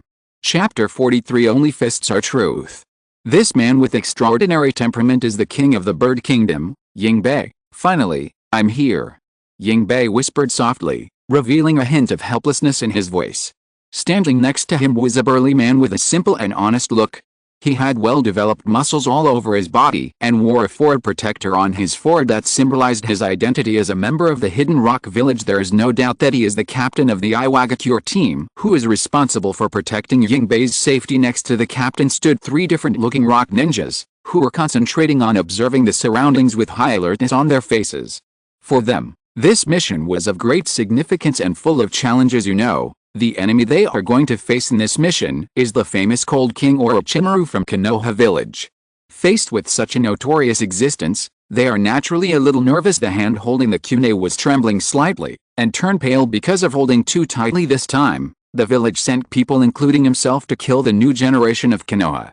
Everyone knew that the trap in the front yard would have little effect, so the 4 of them were the final killer. The front yard was just a trap to lure Orochimaru into splitting his troops. Captain Rock, are you sure? Ying Bai's expression was normal, But when he looked at the rock, there was a hint of coldness in his eyes. How could he, who was praised as a wise ruler, really do such an insane act? If it weren't for a knife at one's neck, who would be willing to defend the Fire Nation? He sighed, turned around, and focused his attention on the map again. He just hoped that no innocent people would be hurt this time. A random collision between the big powers would be enough to make those countries living in the cracks wail for survival. Maybe the Iwagakure village is developing its military vigorously, or maybe they just want to disgust Konoha. Who knows? This is nothing more than a casual move for them. I just hope that my death this time will make them forgive my sins. Under the map, Yingbei had already written his will, and the candidate for the next leader of the country was ready to take the throne at any time. Now that someone from Konoha had come, there was no need to discuss the right and wrong anymore. Who really cares about the truth of the matter? The Iwagakure village wants to disgust Konoha and kill Konoha's genius. By the way, Konoha needs to establish its own authority. There is no fairness and justice. Only strength and fists are the truth. Yanshi's face was gloomy. He didn't even look at Yingbei. The king was different from the daimyo. As a noble daimyo, Yanshi might need to respect him a little, but the king, haha, forget it. He was just a pawn pushed out by the daimyo. If you do a good job, you will naturally gain fame. If you do a bad job, you can just pass the blame on and replace the king. Looking outside, in the direction where the explosions kept coming, Rock frowned deeply, his voice dull, with a hint of imperceptible fear. This time, the senior ninja Shinichi set a trap in the front yard. If it can achieve results, that would be great. Even if not, it would be fine to force Orochimaru and his men to split up. The four of them are here to protect Yingbei's safety. After all, he is a lord, and they can't let him die in front of them. Orochimaru's strength is self-evident, but his cruelty and unscrupulousness are even greater than his strength. If it were Konoha White Fang who came here, I might not be able to guarantee it, but he said that this time it should be no problem.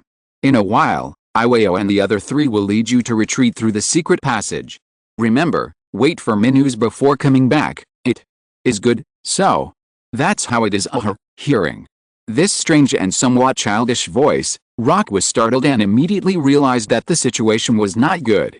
He reached out without hesitation to grab Yingbei and pulled him back hard. At the same time, he quickly threw a kunai with his other hand and rushed towards the direction where the voice came from like lightning. At this moment, Rock was already nervous and highly alert to every slight movement around him. Any reaction would be appropriate in the face of this incident. Mom, don't be so nervous, I'm just a little fox with no fighting power. With a burst of teasing laughter, Kurama appeared in front of everyone. His crooked fox eyes were filled with a sly smile, and he stared at the rock ninjas who had become extremely nervous because of his appearance, and who were protecting the man in gorgeous clothes and posing defensive postures. That's right, this is the normal reaction these ordinary people should have when they see him. Unlike that woman Kushina, who only knows how to knead his face and stroke his soft hair all day long. Although that feeling is indeed quite good, I will never show it easily. Humph. By the way, young man, how did you know that little snake Orochimaru was coming? Kurama just nimbly dodged the kunai shot from the rock. However, behind this seemingly simple action, his inner evil intentions were actually hidden. He and Kushina were in tune with each other, and he had already quietly passed the location of the Lord of the Bird Country to Kushina, who was far away at the same time. Underground, Orochimaru, Kushina and others were staying in the belly of the giant snake, and their conditions were different at this time. Yule was the farthest away from Orochimaru, so he suffered some direct trauma from the explosion, while Hyuga Hisaha and Kushina were only slightly injured because they were closer. Hinata Hisawa, in particular, was the one who was farthest away from the front battlefield compared to the others. Therefore, although she had the worst physical condition, she suffered the least damage from the explosion. He picked out the rubble that was buried in his flesh and blood one by one, and bandaged the wound hastily with gauze. At this time, Yuli's face was a little pale, and a green light flashed in his hand, and he began to treat himself. Will it have any impact on the battle below, Orochimaru? Asked Yuli as he slowly packed up the weapons in his bag. He knew very well what it meant that this action had been exposed. Perhaps, Konoha had not been cleaned for too long, allowing some little rats to take advantage of it. It seemed that it was time to clean up. Fine, you. Lee shook his head, his heart beating faster, and a steady stream of life energy poured into the injured area. Then, he went to treat you. There's no way, he's the only one among them who knows medical ninjutsu at this time. Kushina told Orochimaru the news she got from Kurama. Orochimaru had a fierce look in his eyes. Now that he had found the target, the next thing would be much easier, since there is no problem. You will go with me to kill the Lord of the Bird Country, Yingbei. Jiu, you will assist from a distance, and Kushina, you will be responsible for covering the retreat and creating a retreat route for the capital. Yes, 3 in the front yard. The Iwagakure ninjas who had been dispersing and continuously casting ninjutsu into the smoke were also stopped and looked ahead vigilantly. The leading elite Jonin was about to order someone to use Winjutsu to blow away the smoke. In fact, no one expected Konoha to be so radical this time. If it were the Konoha in the past, it would at most issue condemnations and engage in some wrangling, which would naturally be what the politicians would do. It's really a pity. I didn't expect Konoha to take such a decisive and cruel approach. They choose to strangle at the source any existence that dares to challenge their authority without hesitation. Haha, is this the so-called peace-seeking Konoha village? How ironic, knowing that Orochimaru would lead a group of young people to carry out the mission. The Iwagakure made careful plans. Anoki waved his hand and directly sent 5 elite teams to ambush here with only one purpose, to eradicate Konoha's new force with 5 Jonin, one of whom is an elite Jonin, and more than 10 Chunin. They should have no problem at least holding back Orochimaru and killing the new generation. As the thick smoke caused by the violent explosion gradually dissipated, the scene became dead silent. The ambushing ninjas stared intently at the empty yard in front of them. However, to their great astonishment, there was not a single corpse in sight. The horrific scene of blood and flesh flying everywhere did not appear. Instead, there was only the scorched earth by the explosion, a huge deep pit, and black scales and bloodstains scattered everywhere. Did this operation end in failure again? Kusanaya's face was solemn. He stared at the huge courtyard with vigilance, and raised his arm to signal his companions around him, indicating that everyone should remain highly alert. He knew that Orochimaru and his companions were definitely hiding in this pit. Hit the snake at its most vulnerable part and never let them recover. Slowly, there was a cold light flashing in Kusanaya's eyes, and he secretly made up his mind to seize this opportunity no matter what. The new generation of Konoha must die here, on Chapter 44 Division of Troops. Gyulu. Someone swallowed hard and a clear gurgling sound came from his throat at this moment. Everyone's nerves were stretched to the extreme, as if they would break in the next second. A slight rustling sound suddenly broke the deathly silence. Alert, use. Fire style. Kusanaya's eyes suddenly narrowed, and when he heard the strange sound coming from the pit, the hairs on his body stood up, and he immediately gave instructions to others. However, it was still a moment too late. All I heard was a loud bang, boom. Hundreds of venomous snakes with twisted bodies and various postures shot out from the pit like fountains, pouncing towards the surrounding ninjas with their fangs and claws. Change the spell, earth. Escape, mudslide, earth. Escape, earth wall, joint. Ninjutsu, earth style, earth flow river. Fortunately, the other Iwagakure ninjas remained alert and ready to fight at any time. Facing the sudden onslaught of venomous snakes, they did not panic at all.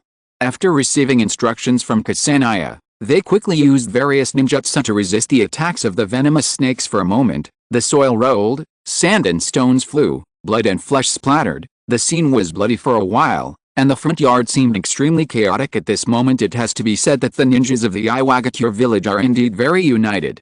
They cooperate with each other tacitly and support each other. The power of their combined ninjutsu is far stronger than ordinary ninjutsu. Fire style, Phoenix Fire Technique, Fire Release, Dragon Fire Technique. At this moment, dozens of blazing fireballs accompanied by a giant flaming dragon rose into the sky, flew out of the cave when the snakes had already left the cave, and broke through the defense line of the rock ninjas with unstoppable force. Immediately afterwards, 4 figures rushed out of the cave at an astonishing speed. Their shapes and temperaments were different, but the murderous aura emanating from their bodies blended together. 9 llamas, coming, with a roar, a dazzling red chakra light suddenly burst out from behind Kushina. 4 thick red chakra tails swayed wildly, and the whole person was wrapped in a layer of chakra coat, rushing towards the Iwagakure ninjas scattered around. Tailed beast ball, with an angry roar, a chakra cluster the size of a human head gradually took shape between Kushina's hands.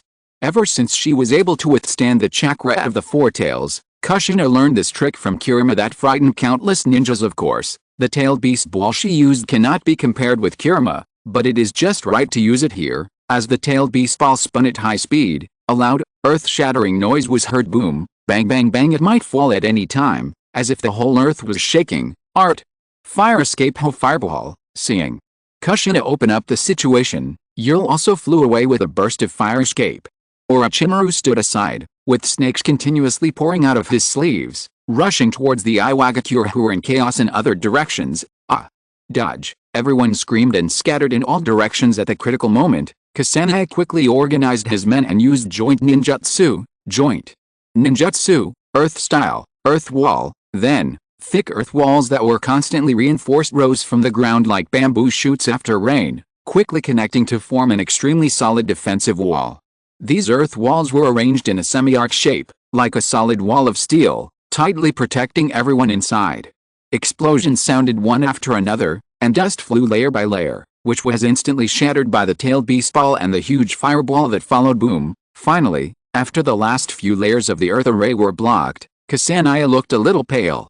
It was still a little unrealistic for him, a Jonin, to lead these Chunins to kill Orochimaru. Taking advantage of this opportunity, Kushina, with her hands free, moved around the battlefield at an extremely fast speed. Every time she attacked, she could kill a soldier from the land of birds. At this time, batches of samurai soldiers from the land of birds had arrived at the scene and joined together with the surrounding Iwagakure. The courtyard wall had already collapsed, and the battlefield had expanded. The assassin is there, archer. Shoot. Unlike Kushina, Hinata Hisaho had given up using the bow and arrow at this time. He spread his legs, moved his feet lightly, and kept walking while turning his palms. He placed his hands on his left and right hips, palms down, fingers facing forward, and his eyesight was fully open. With every step, he could knock down the flying arrows on the other side. Orochimaru and Yul took the opportunity to break out and ran towards the direction indicated by Kushina like an arrow. Along the way, chaotic and sharp sounds of thunder were heard continuously, and Yuli directly transformed into dazzling lightning, rushing forward like lightning. In an instant, no one could stop him, not even those who could stop him holding a kunai. Kushina blocked Kushina from wantonly killing her teammates. A gleam flashed across his eyes. No matter what, half of the goal has been achieved. Next, these two Konoha ninjas will be handed over to us, rocks. I'm counting on you guys over there. Kurama sent a message that the target of the mission, the king of bird country, was being transferred and was being taken away by 4 rock ninjas to a secret tunnel. We must not let them escape. Thinking of this, the lightning flashing on Yuli's body became more and more intense, and one could even smell a faint smell of burning. The tang sword tightly held in his hand also trembled slightly, as if it felt the tension and determination in its owner's heart. Stop them, haha, you should take care of yourself first. Kushina turned into a scarlet demon shadow and appeared next to an Iwagakure every moment. Combined with Hinata Hisaho's soft fist, even though there were hundreds of samurai and a dozen Iwagakure on the field, they were unable to effectively stop Orochimaru and Yul for a while. Orochimaru had already disappeared by this time, as if he had blended into the darkness, making it difficult to detect his presence. Yuli's figure was like lightning across the night sky, rushing towards where Yingbai was with incredible speed. Earth. Escape. Earth Dragon Bullet. Earth. Escape. Earth Spear. Earth. Escape. Earth Flow Spear. Just as Yuli rushed into the study courtyard where Yingbai was, several fierce attacks suddenly emerged from all directions, trapping him tightly like a tide. However, facing this sudden crisis, Yuli's eyes were unusually calm and steady. He tightly grasped the tang sword in his hand. Wind. Style. Wind slash. In an instant, the tang sword in his hand began to dance at an astonishing speed.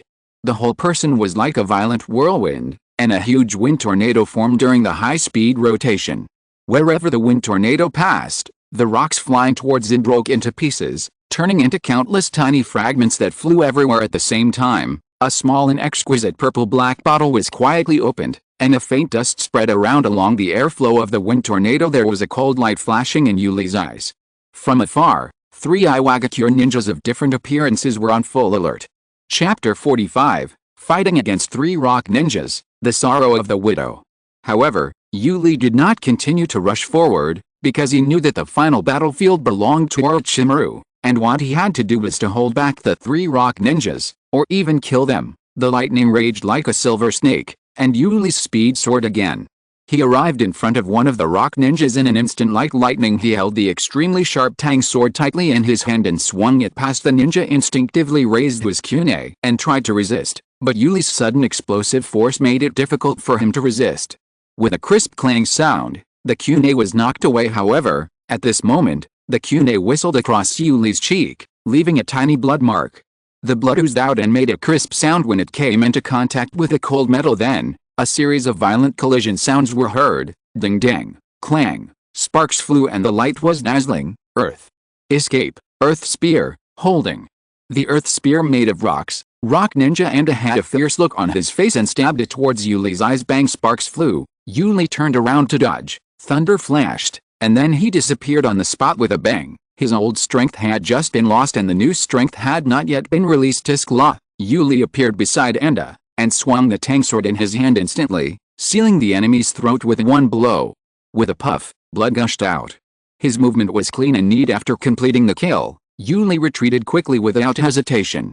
Almost at the moment when Yuli left, several sharp earth spikes suddenly emerged from the place where he was standing. If he was a step slower, the consequences would be disastrous. Anda. Damn it, the one closest to Yuli was a burly Iwa ninja. He had a handsome face, but his muscles were so developed that they almost burst his ninja uniform. He angrily threw several shurikens in succession at an extremely fast speed, but Yuli dodged them all. You, really, deserve to die? The rock ninja's eyes widened with anger, and he roared. As he shouted, a huge earth yellow wolf-like creature emerged from the ground, bared its fangs, and pounced on Yuli. Revenge. For Anda. At this moment, Yuli also felt a little exhausted. He had been injured before, and although it was not enough to make him lose his attack power, he was still tired. Although the wounds on his body were gradually healing, the mental fatigue could not be recovered in a short time. Faced with such a powerful enemy and fierce attack, Yuli's face was a little solemn. Yuli took a deep breath, then exhaled slowly, as if to release the tension and pressure in her heart. However, at this moment, he suddenly stepped forward and took the initiative to attack, rushing towards the two rock ninjas like a burning meteor. Yuli was seen holding a tang sword in his hand, swinging it rapidly, releasing dazzling lightning strikes, each of which carried a fierce momentum and astonishing power. The muscular rock ninja was extremely agile and easily dodged Yuli's attack with a nimble backflip at the same time. Another slightly thin rock ninja was no less impressive. He patted his chest, where was the letter written by Haruko to him. The two had agreed that after completing this mission, they would ask Yanshi to be the witness and complete their wedding. Feeling the burning heat in his chest, the thin rock ninja had a determined look on his face. Haruko, I will be back, wait for me. He quickly formed seals with his hands, madly circulating the chakra in his body, and muttered something. Secret technique, rock armor. As the rock ninja finished his words, the ground began to shake violently. Countless hard rocks surged out from the ground and coiled around his body like snakes, forming an extremely solid rock armor. The armor also had sharp thorns growing on it, making him look like a mighty rock giant. Secret technique. Lee couldn't help but frown, realizing that he had encountered some trouble this time. Immediately afterwards, a loud bang was heard, and the rock ninja who turned into a rock giant swung his thick arms and smashed towards Yuli hard. Yuli did not dare to delay and quickly dodged to the side. With a loud bang, the punch hit the ground heavily and actually created a small dent. My dear, smacking his lips, Yuli was somewhat surprised by its power at this time. The rock giant in front of him made a low and hoarse voice, revealing a kind of frightening majesty. Konoha. Guys, just go and die. Before he finished speaking, the muscular man in the air also began to perform ninjutsu.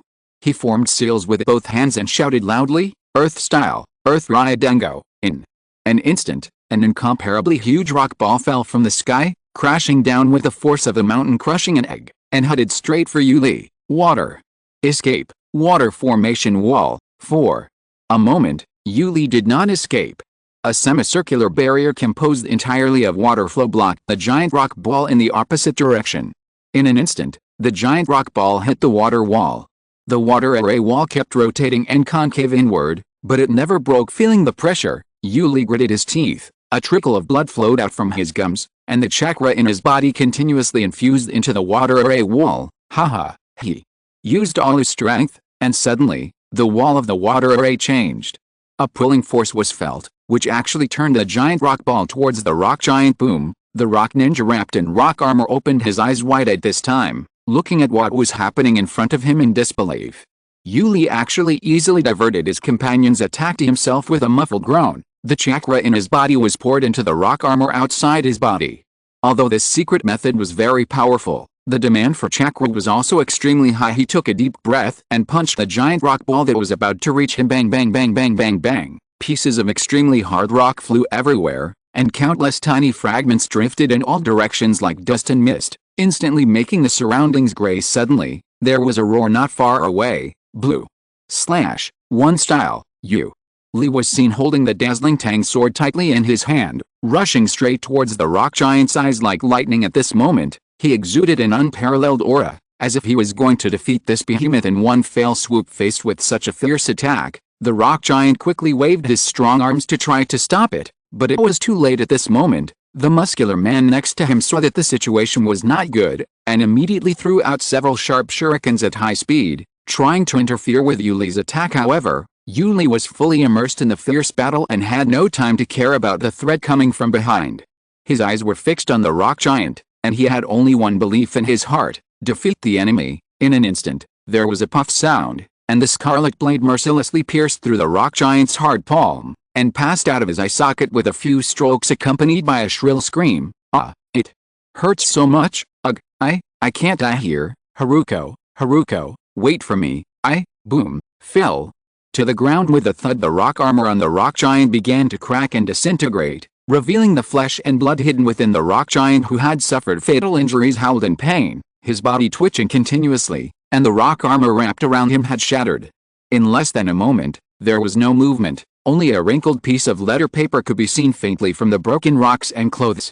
It was soaked with the blood of this rock ninja. Only one corner was exposed, with the original color of the letter paper and a few beautiful words on it waiting for you to come back, Haruko. Unfortunately, no one saw it anymore. At least, the two people who were alive at the time didn't notice it. Almost at the same moment when Yuli put away his sword, those shurikens that came at him like meteors seemed to have eyes and shot at Yuli's body with great accuracy. Puff puff. Chapter 46. Victory. Waiting quietly. Puff. At the critical moment of his life, Yuli tried his best to dodge to the side, but time was too tight and he ultimately failed to completely avoid those deadly hidden weapons. In an instant, Yuli's left shoulder and abdomen were hit hard by the kunai, and blood gushed out like a fountain. Especially the two shurikens in the abdomen, which had already penetrated deeply into his body. Lee was panting heavily, enduring the severe pain from the wound, and his breathing began to become a little disordered, but fortunately he had not lost his fighting ability. He gritted his teeth, endured the pain, turned around quickly, and stared at the burly muscular man not far away with cold eyes. Then, he made up his mind and resolutely pulled out the two shurikens that were inserted into his body deep inside, holding the hidden weapon covered with his own broken flesh and blood in his hand. Yuli's face turned extremely pale. Blood continued to flow out from the wound, staining pieces of his clothes red. Seeing his last companion also die at the hands of Yuli, the muscular man Yan Ninja was furious and grief-stricken, and he let out a heart-wrenching roar. Go to hell. Damn Konoha boy. At this moment, his heart was already filled with anger caused by the death of his comrades. Even though his offensive was still fierce, it was even more ruthless, with a sense of exchanging injuries for injuries and fighting for life. Every time he attacked, he was reckless and completely gave up on his own defense, as if he was going to fight to the death with Yuli. This extreme and crazy offensive method made Yuli unable to find an effective response in a short period of time, but in the end, he was too angry and lost some of his composure. Fire. Style. Great fire dragon technique. With an angry roar, Yuli spewed out more a ball of blazing flames, and a huge fireball appeared out of thin air, wrapped in suffocating high temperature, and pounced on the muscular man with its fangs and claws. Faced with such a powerful blow, the muscular man did not flinch, but rushed forward resolutely. However, just as he was about to collide with the fire dragon, his body suddenly paused strangely in the middle. Although it was only a brief moment, this moment of hesitation became a turning point in his fate, making him completely lose the chance of survival. There was only a loud bang, followed by a muffled thud, and the muscular man turned into a black object and fell heavily to the ground. Looking closely, one can make out that it is a charred corpse. Still charging forward, Yuli sighed helplessly and silently put the remaining poison powder in his hand into the package.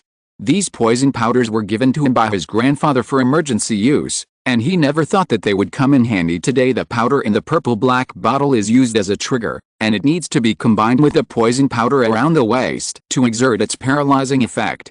The advantage of this thing is that it can be controlled at will, which is a good thing for Yuli. Feeling a little exhausted, Yuli slowly sat down on the ground, his chest rising and falling violently. Orochimaru would naturally deal with the king of bird country, so his mission was successfully completed. I don't know what the situation is with Kushina, but with Hisui there to support her, at least ensuring her own safety shouldn't be a problem. Thinking of the existence of Kirima, Yuli smiled. She should not underestimate Kushina and Hisui. They are both well-deserved geniuses. Gasping for breath, now that this place was temporarily safe, Yuli also began to treat his own injuries. In the initial battle, he was seriously injured and the bleeding has not stopped yet. Now his clothes are dyed red. The air was filled with a strong smell of rust, which made him feel dizzy. He had lost a lot of blood this time. Yuli didn't have time to think about anything else. He quickly took out the spare alcohol from the first aid kit he carried with him and poured it on the wound without hesitation. A piercing pain came over him, so severe that he almost fainted. He could only grit his teeth and endure it. Then he picked up a nutrient solution and skillfully inserted the needle into the vein in his arm. This nutrient was specially developed by the root for him to use. It could help him recover his strength quickly.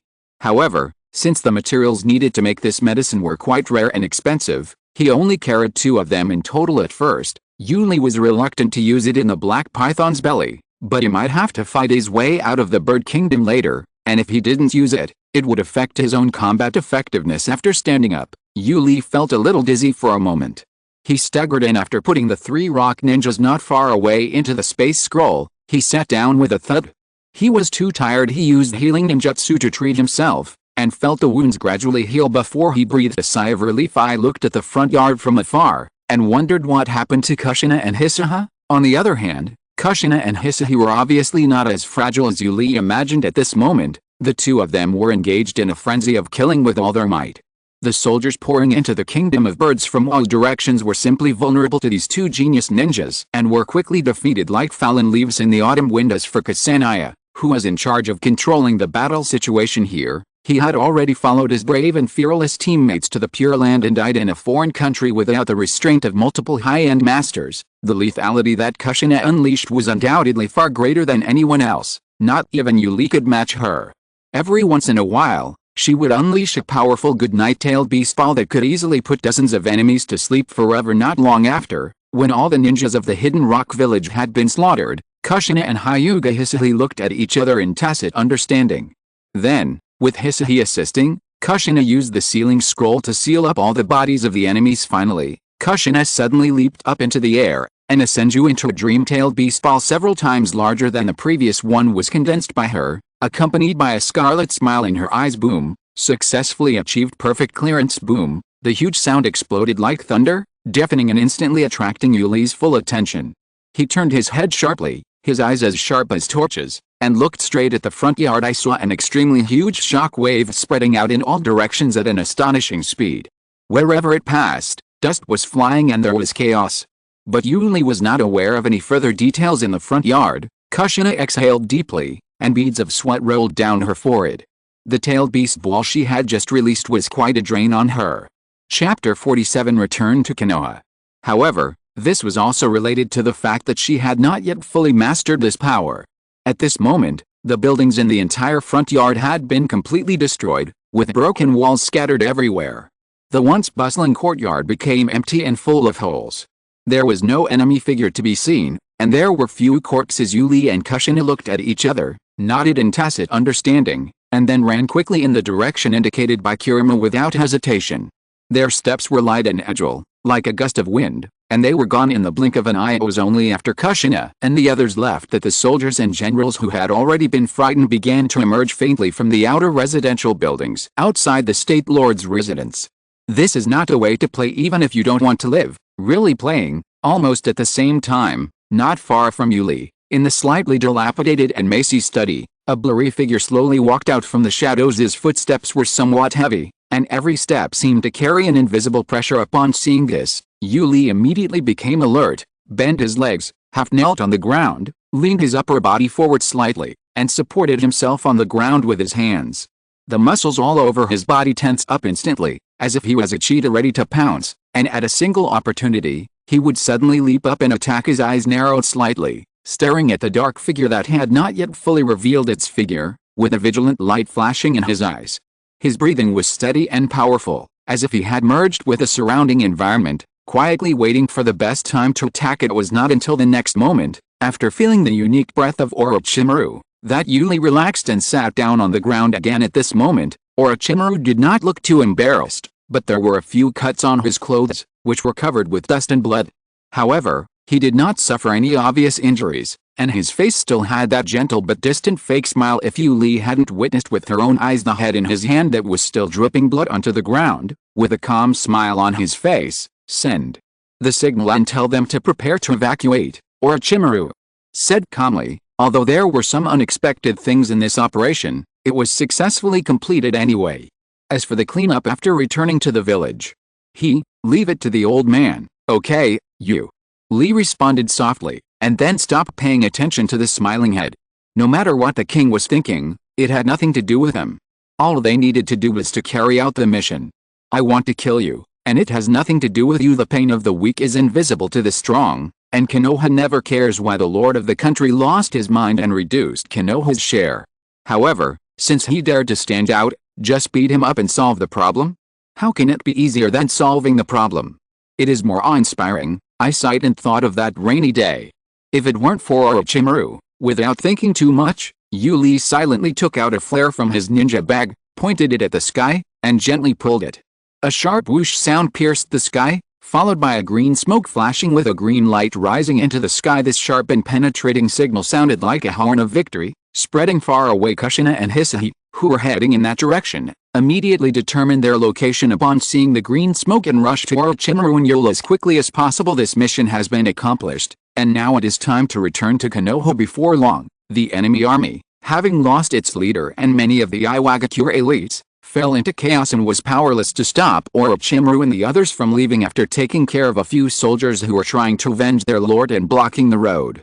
Orochimaru and his team sailed away as if they were in an empty place, leaving behind only corpses lying all over the ground and a messy battlefield. The next day, although no one had returned to Konoha yet, the information of the successful mission had appeared in front of Danzo and Sarutobi Hiruzen's desks through summoning. After looking at the information above, both of them showed the same smile on their faces. The pace of returning to Konoha slowed down a little. Orochimaru always had a smile on his face. He was indeed very satisfied with the performance of Yuli and others. This time he thought to himself that this operation was indeed an arduous task for Yuli and the other two. After this mission, they needed time to recuperate and digest their gains. Whether it was Yule, Kushina or Hyuga Hisaha, such performance exceeded their initial expectations. You know, they are only 13 years old now, and are in the golden period of rapid growth in strength. Konoha, Hokage's office building, Hokage's office, Orochimaru, your team did a great job this time, Sarutobi.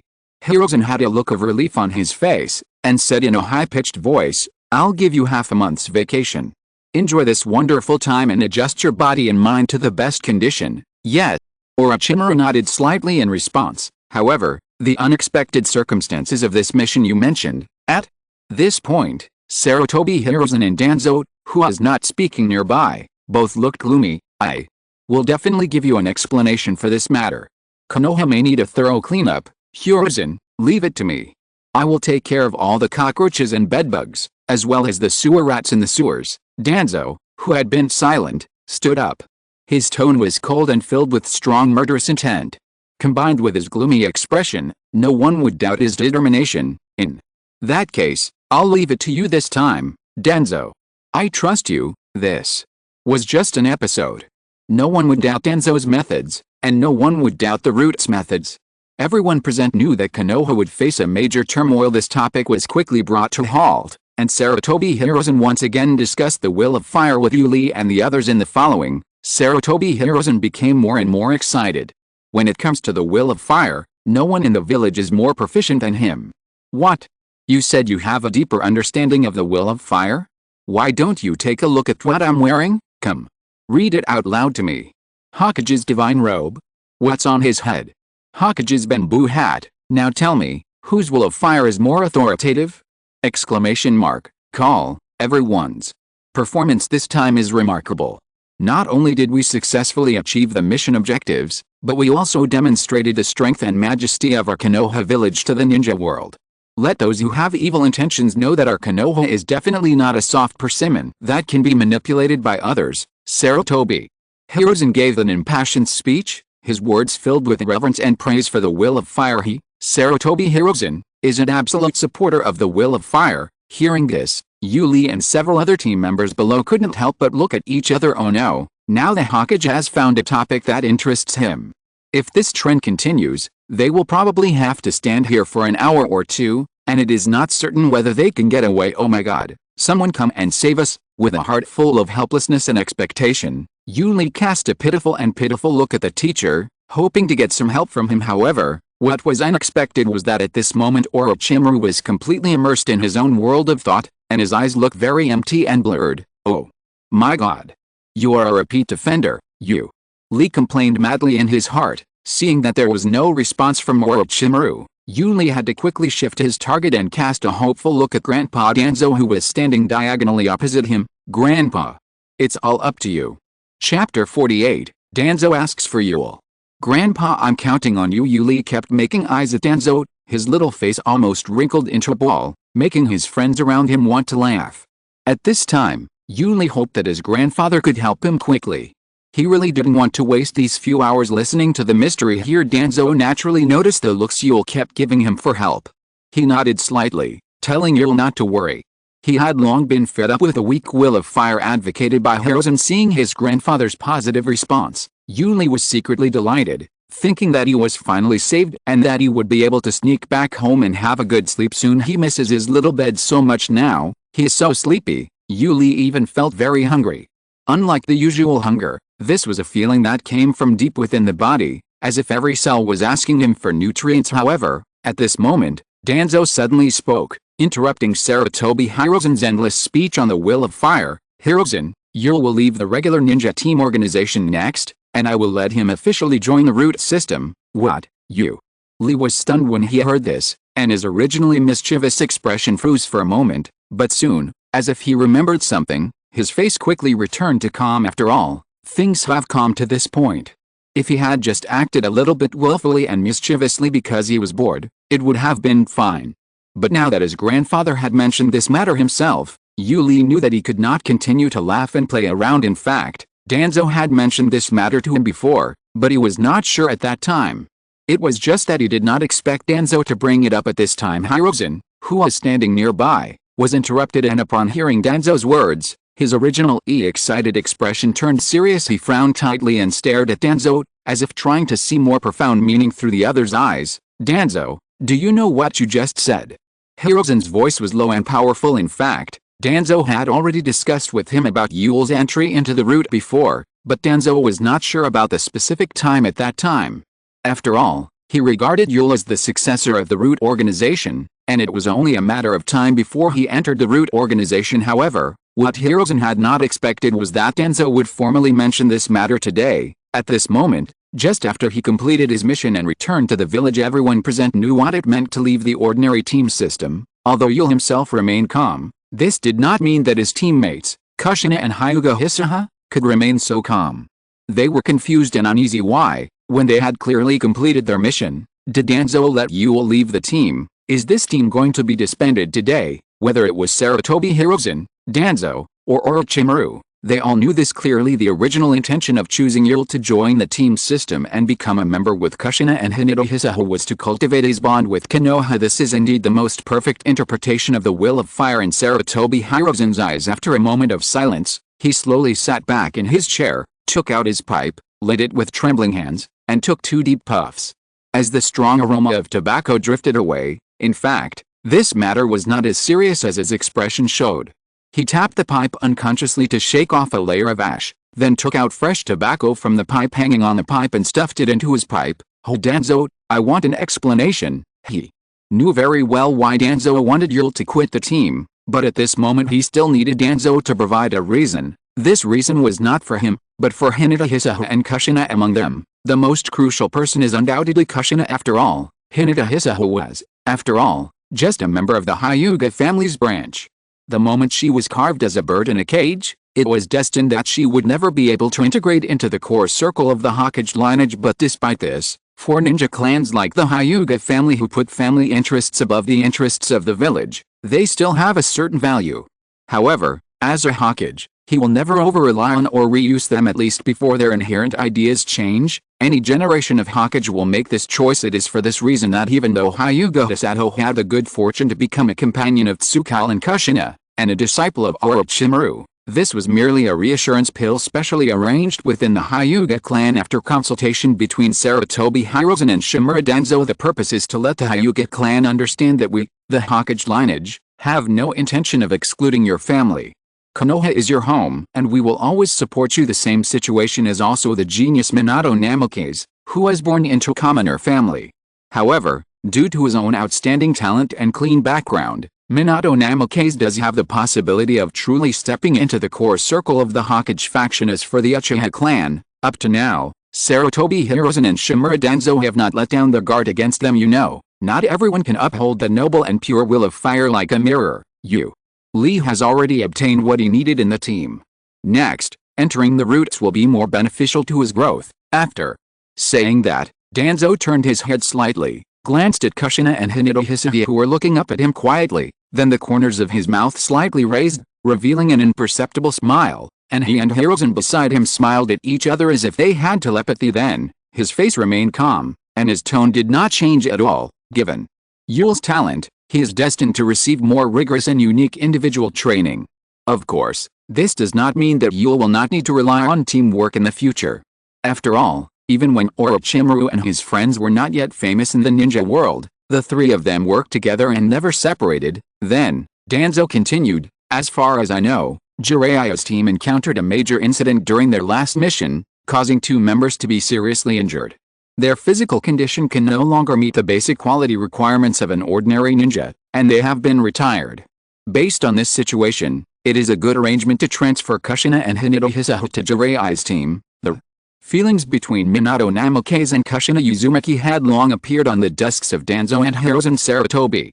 The bond between the two of them was something that Hiruzen Sarutobi and others were happy to see. One is the Nine-Tails Jinchuriki, who had long been tied to the Hokage faction, and the other is a talented civilian ninja with no background. Even Danzo, who originally wanted to bring Kushina into the route for training, was silent at this time. If you're listening to this novel on a channel other than Fanfic World, it means they downloaded and uploaded it without effort. We cordially invite you to visit our channel, Mundo Fanfic Novelists. There you'll find the original version of this story, and you can explore many other novels of various genres. We're waiting for you to immerse yourself in a world of incredible novels. Chapter 49. The team is officially disbanded. Orochimaru is ecstatic. I have to say that sometimes Sarutobi Hiruzen's so-called will of fire is really intimidating.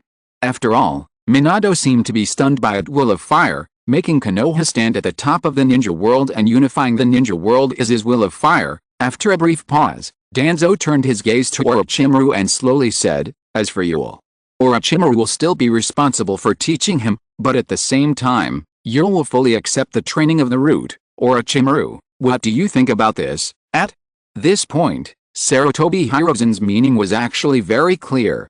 He did not oppose Danzo's approach. Since Danzo intended to train Yuli to be the successor of the root, then naturally he would no longer be suitable for the combat mode of an ordinary team. However, the process still needs to be followed. Orochimaru shook his head. He had no objection to this. As long as he still retained the right to guide Yuli and was still Yuli's teacher, then nothing else mattered. In the beginning, his purpose of serving as the team leader was just to teach Yuli. Since it could reduce his burden, what was wrong with that? It's so cool that I can have more time to complete my experimental projects. So, Kushina, Caillou, what do you two mean? Originally, Kushina was still very sad about Yule's departure, but after hearing that she would team up with Minato again later, obvious confusion appeared on her face. These two people, one is his good friend, the other is, Minato hasn't officially confessed to me yet, so he can't be considered my boyfriend. But both of them are my good friends. I'm so confused. As for Minato Hisaha, it was even simpler. As long as he was one of the 3 ninjas, she didn't care who she would follow in the end, even if she had to leave Yuli, with whom she had been for such a long time. She had gotten over all this a long time ago.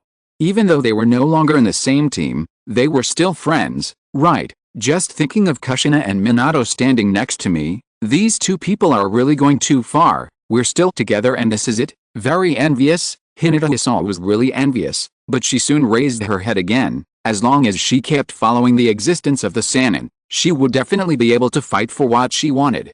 Instead of being arranged by the family, from then on, she would be a husband and a mother, and live a mediocre life that was more terrifying to her than death. In that case, call Jiraiya and Minato and talk to them about this matter, eh? Go and call them over. Yes, my lord, eh? Ninja dressed in black suddenly appeared in the room, with a white dog mask on his face. He bowed slightly to Sarutobi Hiruzen and then disappeared into the room. Well, in Yuli's perception, he jumped out of the window. I mean, do ninjas like to climb through windows? There is a main entrance. Not long after, Jiraiya's team arrived at the Hokage's office. Jiraiya, what do you think about this? I have no objection. Jiraiya, who was brought back from the women's bathhouse by the Anbu, had a helpless look on his face. He gently and carefully put away the material book that he valued as his life, as if he was holding some rare treasure, and muttered some words that sounded very aggrieved. Please, because of A's sudden arrival, I was almost discovered again. Today's material is of very high quality. The expression on Minato's face, who was standing aside, looked a little strange at the moment. He seemed excited, but also reluctant to see Yuli leave. He didn't know why he was called to the Hokage's office out of the blue. Even Kushina's team was facing disbandment, and Yuli might return to the route, but when he thought that he might be in the same team with Kushina, he felt a little comforted. Ever since Jing and Zuno were seriously injured and lost their ninja status, he was the only one left in his team. Alice, thinking of this, Minato's mood darkened. Ninja, fortunately, both of them survived, which is a blessing in disguise. However, I don't know when these two got together. It's just that Yule, whether it's Minato or Kushina, as good friends, they both care very much about Yule's true thoughts. If Yuli didn't want to return to the roots, then he wouldn't have to worry about it anymore, and he didn't have any other ideas at this moment. Everyone's eyes were focused on Yuli, who was lost in thought. Yuli slowly raised his head and suddenly saw that everyone around him was staring at him. He was stunned. Why are you all looking at me? Then, he smiled slightly as if he knew what everyone was thinking. It's not a big deal. We won't be able to see each other again. Why do you look like that, Yule? Your grandfather Danzo wants you to return to the root. What do you think about this, Sarutobi? Hiruzen looked at Yule. He knew Yule would agree, but he still had to ask. Then, I'll go back. It's no big deal, Lee acted nonchalantly, not taking this question as a problem at all. Leaving the team and entering the root system was something that Danzo had already explained to him and asked for his opinion. Danzo had actually been very good to him, and Yuli had no complaints. He could also feel that he had been too comfortable with Kushina and the others, and that his improvement in strength had slowly reached a bottleneck, which was something he did not want to see. The pursuit of power is something engraved in Yuli's bones, and it is also what he has been working hard for. It was also for this reason that, faced with something that had already been decided, he certainly had no objection, but he just didn't expect it to come so early. He totally didn't consider what Minato and the others were thinking. To him, it wasn't like they couldn't meet, it was just normal grouping. There was no need to think about it. Besides, all Minato and Kushina needed was a formal announcement. These two were always being affectionate with each other, so it was good for them to be together, but they had been wronged for too long. Thinking of this, Yuli gave Hinata Jiu an inexplicable look, and at the same time looked at Kushina and Minato next to him. Well, these two guys looked at each other again, and they couldn't stand it at all. Jiu followed Yule's gaze and understood immediately. His originally indifferent expression changed like the weather, and he forced himself to smile. It's okay, they are just two young lovers who don't know how to restrain themselves. It's okay, they are just small problems. With this, the affiliation of Minato's team and Yule was determined. Yule returned to the root from now on, and Minato's team was reorganized. Uzumaki, Kushina and Hinata Hisaka were incorporated into Minato's team, and Jiraiya was still the team leader. Orochimaru cancelled the position of team leader and only needed to teach Yuli. Perhaps, he is the biggest winner of this trip. I can now concentrate on my research project without any worries. Thinking of this, Orochimaru's eyes lit up a little more, and his mouth opened a little wider. It seems this arrangement is not bad. Chapter 50. First round of testing, avoidance. Master, come this way. In the dimly lit passage, Crisp footsteps could be heard, rhythmically moving in the darkness.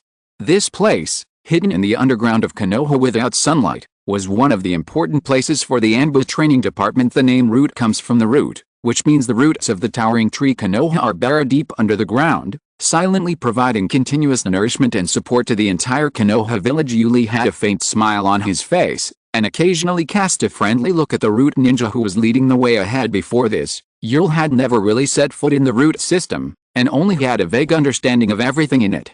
However, now that Danzo asked him to officially enter the root system, Yul had to complete a series of procedures step by step according to the regulations. The shadows under my feet moved and swayed in the light of the corridor with my steps, like ghosts.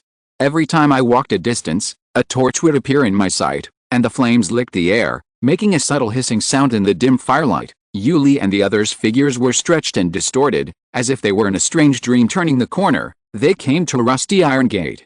The guide stopped and looked at Yuli with a smile, his eyes showing respect and kindness. Everyone knows Yuli's status in the root. Most people are very enthusiastic about this existence who can decide their fate with just one word. Even though he is the one who led Yuli on this journey, he does not dare to deliberately intimidate Yuli. Do you really want to quit your job at the root? This isn't a charity, master. We are here. Okay, alright, thanks. No, it's my honor to serve you, master. When the guide saw Yuli thanking him, he quickly bowed humbly, waved his hands, smiled, and spoke in a gentle voice that was unlike his own. Master, you are too polite. There are 3 tests for entering the root this time. Master Danzo has specifically instructed us to increase the difficulty by 50%. I hope you will be more tolerant and don't blame me. After hearing this, Yuli shook her head slightly, indicating that she didn't care. He knew very well that this test would not be easy, but he was confident that he could pass it. So, under the guidance of the guide, Yuli stretched out his hand and pushed open the heavy iron door in front of him. With a sharp creaking sound, the door opened and Yuli stepped into the venue of the first test. The moment he stepped into the room, Yuli could not help but feel a little surprised. The whole room was brightly lit, just like daytime, and the walls were covered with closely arranged small holes, through which a faint cold light could be seen, making people shudder. At this moment, a voice came from a corner. Master, please stand in the center of the room. Yuli looked in the direction of the sound and found that it was a speaker mounted on the wall that was making the sound. Although he couldn't see the person who was speaking, he nodded politely and responded, I see.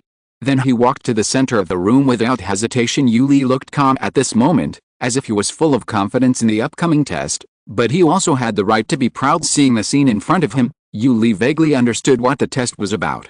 As for the densely packed holes, Yuli was not worried at all. What a joke. Ever since he came back from the bird kingdom, he has been called the wind bird by the outside world. He became famous in the kingdom of birds and was praised as a swift and sharp bird of prey soaring in the sky. Although he is still young, he still has his own name, the wind bird. He was already known for his lightning speed, so naturally he was not afraid of the scene before him. Yuli narrowed his eyes slightly, staring at the wall in front of him. Although he knew in his heart that this test was nothing to him, Yuli still did not dare to slack off in the slightest. As the saying goes, those who are good at swimming often drown in water, and those who are good at riding can easily fall off their horses. Yuli would never let arrogance and underestimation of the enemy become the reason for his defeat, especially in the field he is good at. He stood steadily in the center of the venue, with a bright and dazzling light shining directly on him. Yuli adjusted his vision slightly to adapt to the strong light. Master, please pay attention to the holes in the wall. In the first round of tests, the key is to test your adaptability, speed, and dodging skills. After the 3-second countdown, the test will officially start. At that time, the holes in the wall will shoot shurikens at you from all directions. You can use Tsunade, any non-mass destructive ninjutsu, and other means, but please pay attention to the light circle under your feet. The light circle is your range of movement. If you exceed the light circle, you will fail this test. Do you need me to repeat it? As the sound from the loudspeaker faded, the lights above became brighter, forming a circle of light with a diameter of 2 meters on the ground. No. Thanks, Yuli took the Tsunade out of the bandage on his calf with a serious look on his face. It seems that this time it will be quite difficult.